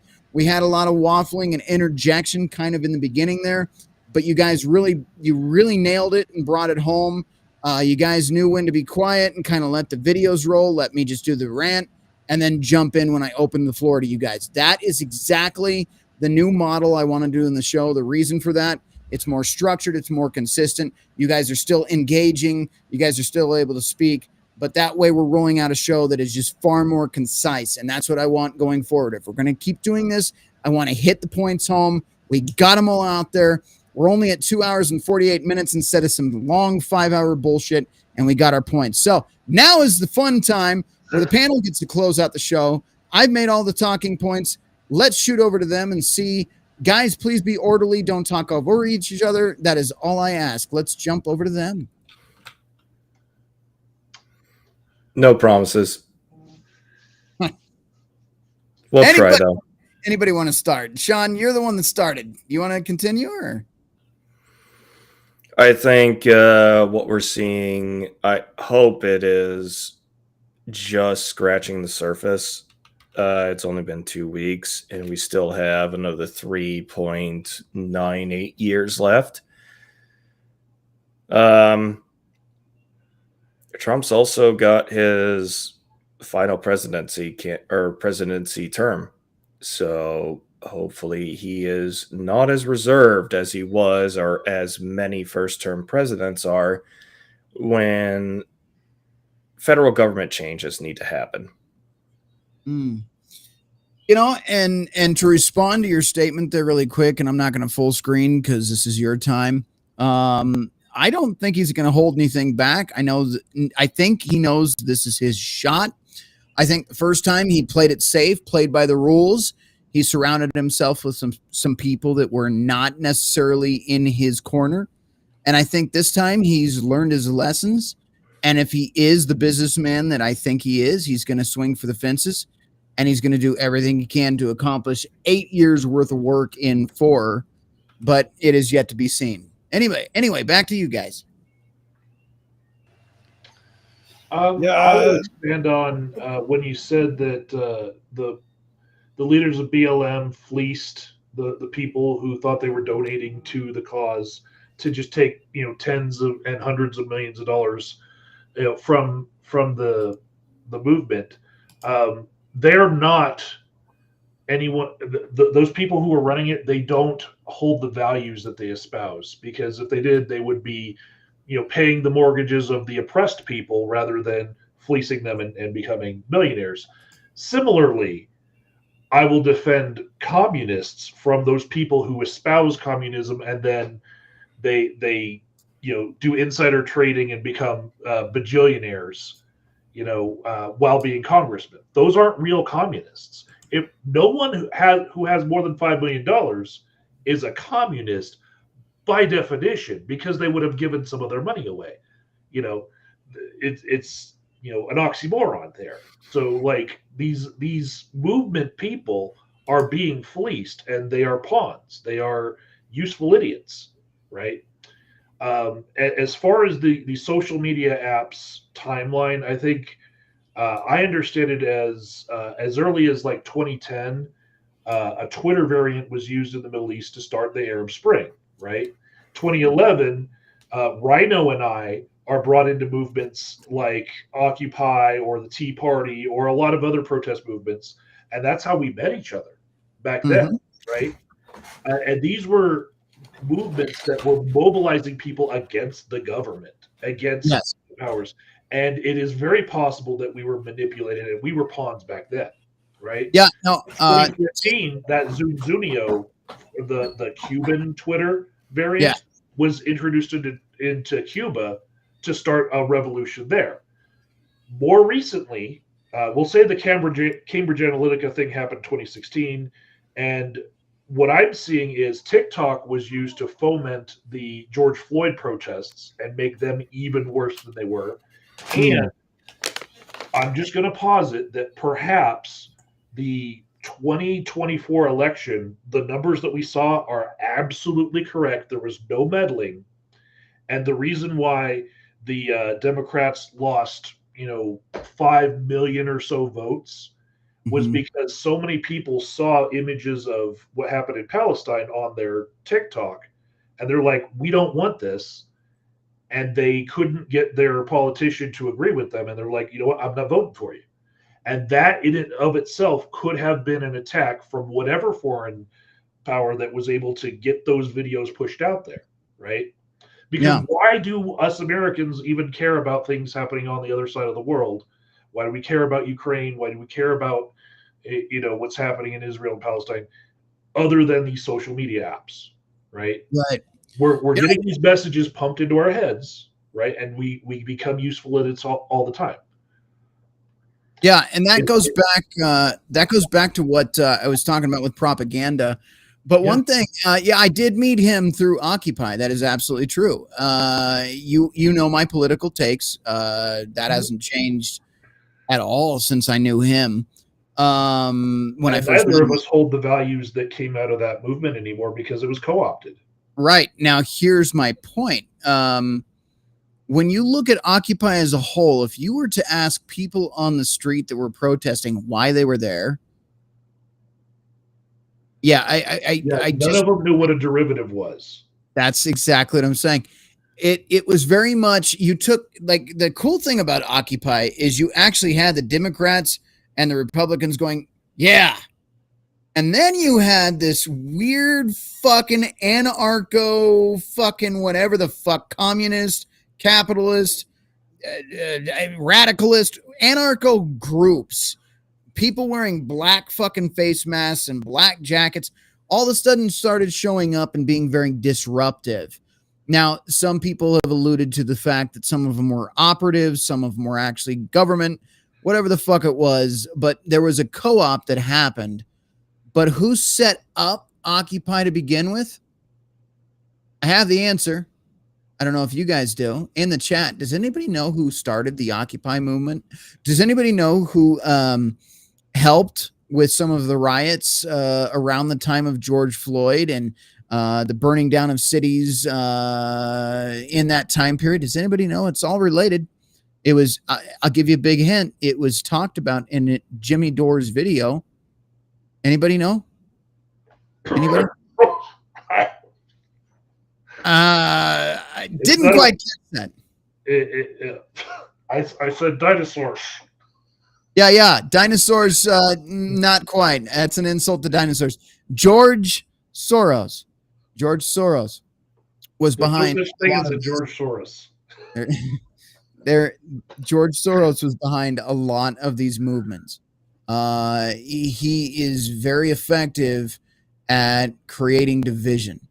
The thing about Occupy, back then, it was right after the 2008 financial crisis, the housing collapse, the foreclosures, the stock market issues, and people were feeling like they're getting fleeced again by corporations and banks and everything else, the stock market.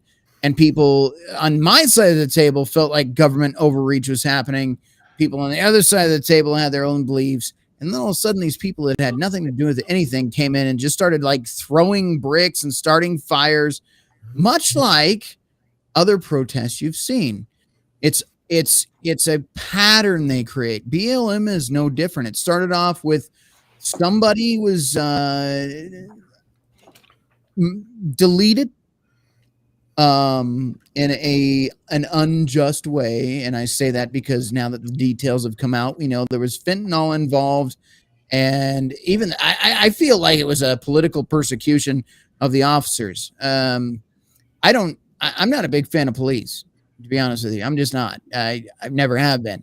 If there were good cops, bad cops would be arresting good cops. Some of you might be law enforcement in the chat, but again, if there were good cops, why are the bad cops not in jail? In this case, though, I will stand in defense of those officers. That dude had so many drugs in his system, he was dead before the cops showed up. You know what I mean? So in that It's case, in the original autopsy report that for some reason escaped the trial and escaped public purview, except for the few independent media people who got a hold of the published copy. Right. And that's basically my point. Like, okay, so you know my feelings on law enforcement and how they behave. And like Ike said earlier, there's no difference. They're both a gang when we're talking about gangbangers and police. I agree. But in this case, there's cops in jail right now that actually probably shouldn't be in jail right now. There's a lot of cops out there that should be in jail. Don't get me wrong. There was a case just not but a week ago where a pretty big individual in law enforcement stepped down after sexual assault allegations. That's rampant. That's not just a one case thing. There's another cop a couple years ago in Aurora that passed out in his police car, drunk as fuck in the middle of traffic. Yeah, didn't get a DUI. Nothing happened to him. There's a lot of corruption in law enforcement. That's why I feel the way I do. But in this case, the law enforcement officers that were involved in George Floyd's incident don't deserve what they got. That's my take, and that's a radical take coming from my side of the aisle, but that's how I feel. Back to the chat, though. What are your thoughts, guys? We've heard from a couple of you, but all of you haven't spoken yet. I know Outlaw wanted to talk. I had something I wanted to add to the Okay, we'll search jump in for all of the spending that is frivolous and what they're searching for. One of the things I want to add is it's easier for me to think of Trump and Musk as not being Republicans, especially Trump with the way that he disrespected the entire process of not debating with the other Republicans. He is his own monster. Like, you can look at it as Democrats, Republicans, and Trumpism. And people who voted for Trump, a lot of them didn't vote down ballot. In a lot of the swing states, you see like hundreds of thousands of more votes for just Trump and nothing else on the ballot, right? Dude's his own beast. And what they're doing there was a federal funding freeze that happened last week, right? And if you take them at their word over at the White House, they were saying Medicaid won't be affected by this. They specifically said, don't touch that, right? In all 50 states, however, there's a Medicaid freeze, and people couldn't get their medications, couldn't bill for services. Right. Some of my colleagues were affected. And I'm like, well, why is the White House saying that Medicaid's not affected by this freeze, but all 50 states are acting like it is because they were pushing back on them finding where the wasteful spending is. USAID is wasteful spending that they're chopping up. They tried to find wasteful spending by freezing all federal funds and saying, hey, write us a reason why you need these funds, and then we'll release them once we review every bit of all the funds, right? It wasn't like frozen forever. All these places had to do was turn in a little report saying this is what we spend the money on. So that sounds like doing an audit with an active system. Froze everything. They're like, you know what? We're going to start from scratch, except for we're not going to touch Medicaid.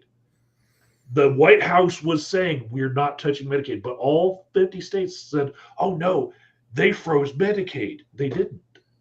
If you're taking them at their word, that's not what they intended to do. And so the next day they had to rescind their total freeze, and now they have to go through things bit by bit. And that's why Musk is going to all these different agencies with his little team, and they're plugging in their USBs to all the computers because they have to do it this way because they're getting pushback with the way that they try to do it, brute force by just doing a total freeze and give us a little report on what you're spending the money on. Now they have to go through everything to find all the wasteful spending. And what they've been finding, some of these things that they put these reports out on, they are very frivolous.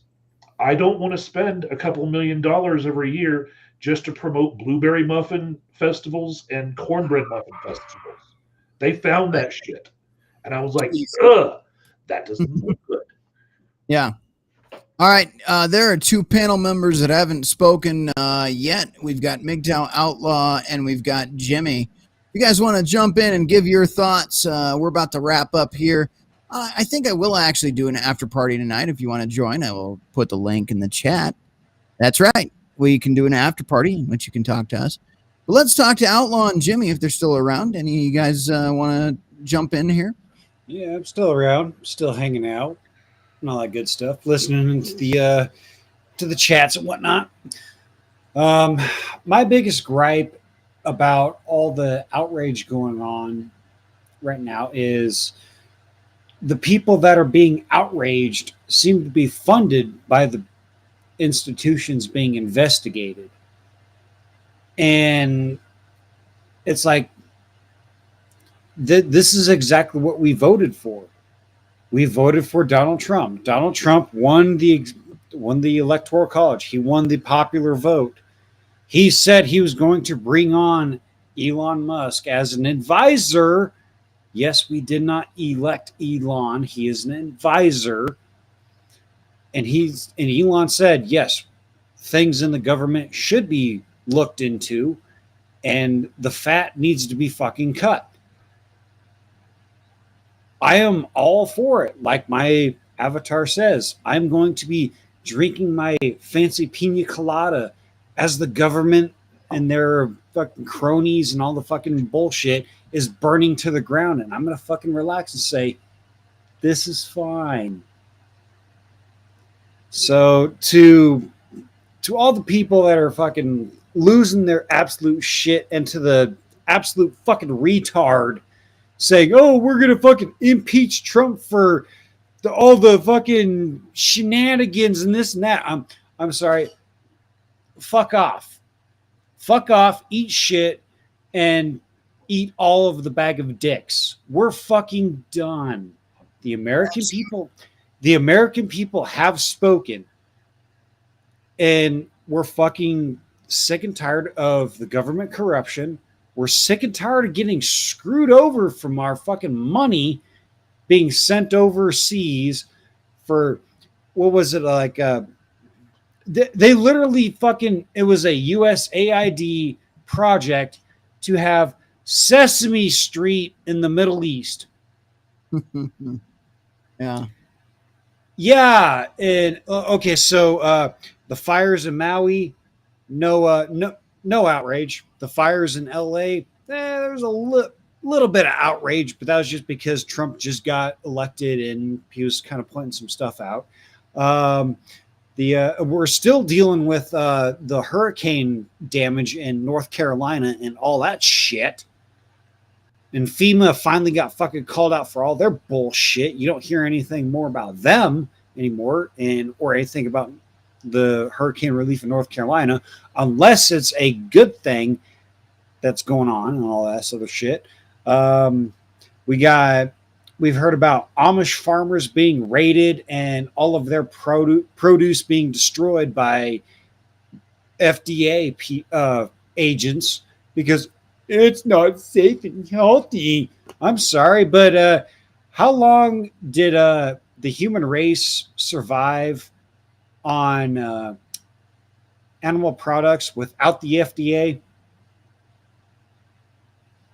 I'll give you a hint. Hundreds of thousands of fucking years. Yeah, to jump in on that really quick, just to point out a little detail on that. Yeah, so it's funny with this whole bird flu and all that going on, and all the animals that are being culled. How many species of birds are there on the planet? But yet the one that is one of the staple foods in this country is the one that is being culled. Just think about that for a minute. Critical thinking once again. The one animal that we use as a food supply, eggs and chicken as a whole and all the derivatives, same with cattle being culled in this country. It's just interesting. I'm just going to leave it at that. But there are some other birds that have had farms that were culled. There's the biggest one in the news was about duck farm that had like 100,000 ducks that they had. Yeah, to kill. But my point remains. On that note, Outlaw, if you're still with us, let's finalize this with you. What are your thoughts? I think he may have been tapped out, maybe elsewhere. All right, we'll close it at this then. Okay, here we go. If Outlaw jumps in before I end the show, we'll get back to him. It's time to close. Let's go ahead and take down the chat for now. Final chance. If we didn't get to your donations tonight, I didn't see anything, but if anything slipped through, I'll read them on the next show. This is the link to donate, right? Wow, look at that right there. Finally got it. Okay, if you want to donate, go to that screen. Just take a picture with your camera.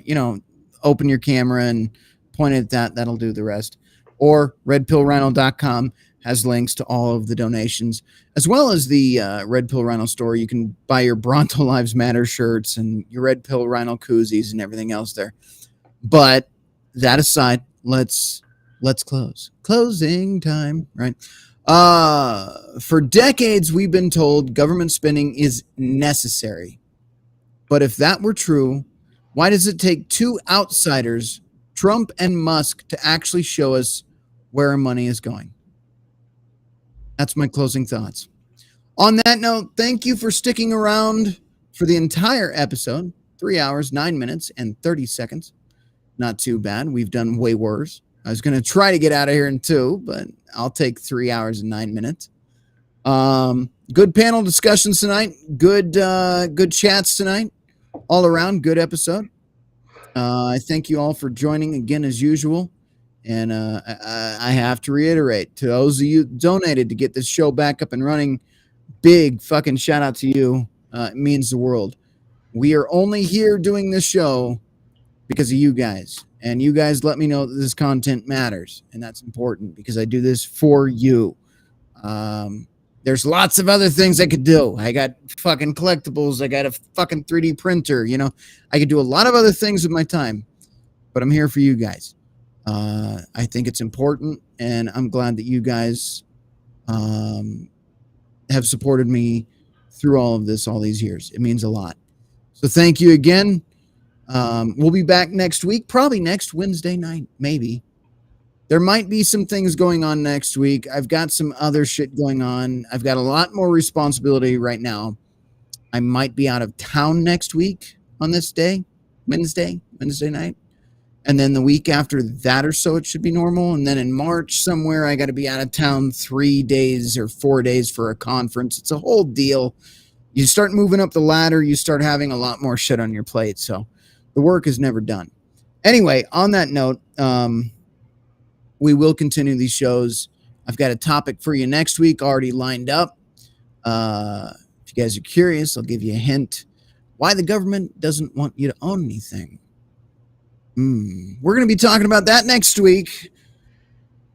Because why the fuck not? I think it's important, and I think it's important to have a game plan. But one of the important differences going forward is, again, I want you guys to be more engaged. I think that's important to the show. Hence why I've been doing the questions to the chat. And I want to have a takeaway message, which is, again, what I said tonight in the closing. I'll say it one more time. For decades, we've been told government spending is necessary. But if that were true, why does it take two outsiders, Trump and Musk, to actually show us where our money is going? On that note, thank you guys. Appreciate it again.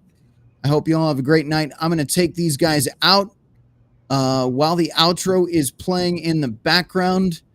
I'm going to put up the link. I'm going to put it on screen as well so you guys can see it. There'll be an after party tonight that you can join if you'd like. Probably run it for 30 minutes to an hour, depending on how it goes. Or you can just shoot the shit, talk to us, and engage with the guys that you come to watch every week. So I think it'll be fun. This is going to be a rough outro because I'm still learning this. We'll get it solid going forward. By the way, if you guys like some of the stuff I'm doing tonight, let me know. We'll continue doing it in the future. Send me an email to redpillrhino@hotmail.com with any topics, comments, questions, concerns that you may have. If you like the show, send an email. Let me know. I dug the show tonight. Want to see more. If there's anything that stood out to you, the way we structured it, any of the music, the intro, the thumbnail, anything, the topics, the way we did the panel differently, the way we talked to you guys in the chat. If anything stood out to you, email me, redpillrhino@hotmail.com. I want your input. You are the show. I'm just the guy talking. Without you guys, there is no show. So please take the time, redpillrhino@hotmail.com. Send me some stuff. Want to hear from you. I genuinely do want to hear from you so we can make a better show for you. All right, guys, I'm out of here. I'm going to click some buttons and hope to God we can do an outro properly. I'll see you next time.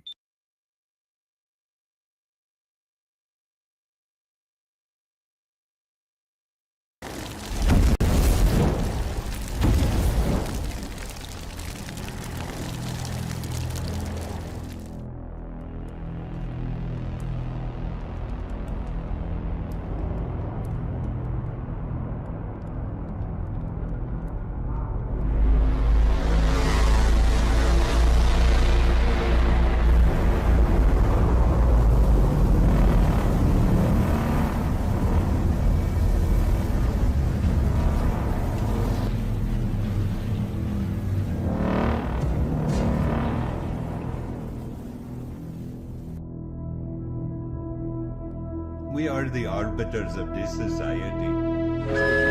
Repeat after me. As a good citizen, we must maintain a neutral carbon footprint. Repeat after me. We must eat the bugs. Repeat after me. We must eat the bugs. This is a world that we create and manage. The people, they need to be controlled. We will give them truths, but only our truths. They are not to seek information anywhere else. It is my job to keep order. So what you saw didn't happen.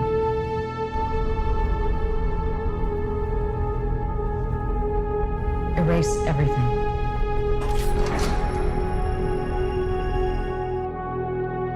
You a grunt?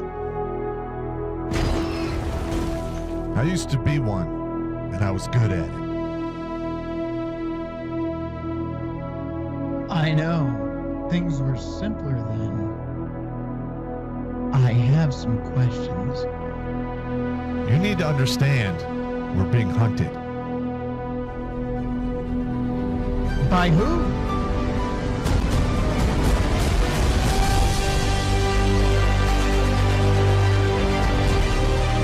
Bring him to me.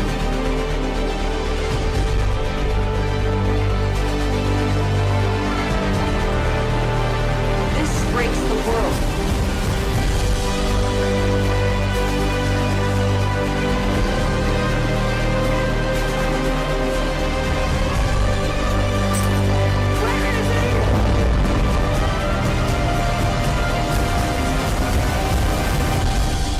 Your story isn't over yet. There's still a page left.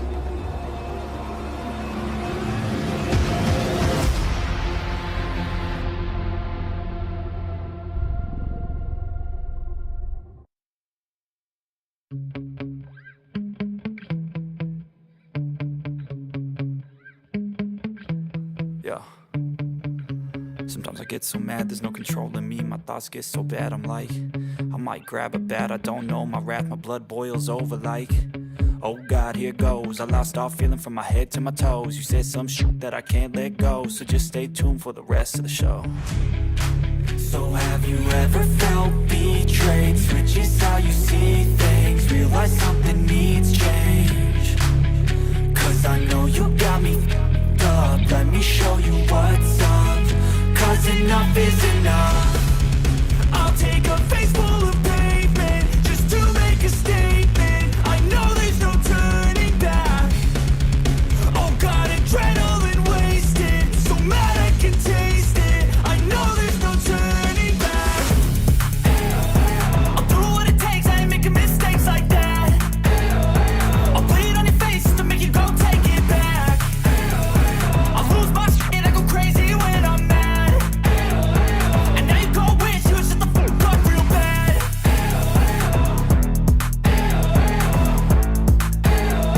And now that I'm gone, yeah, I know there's no turning back.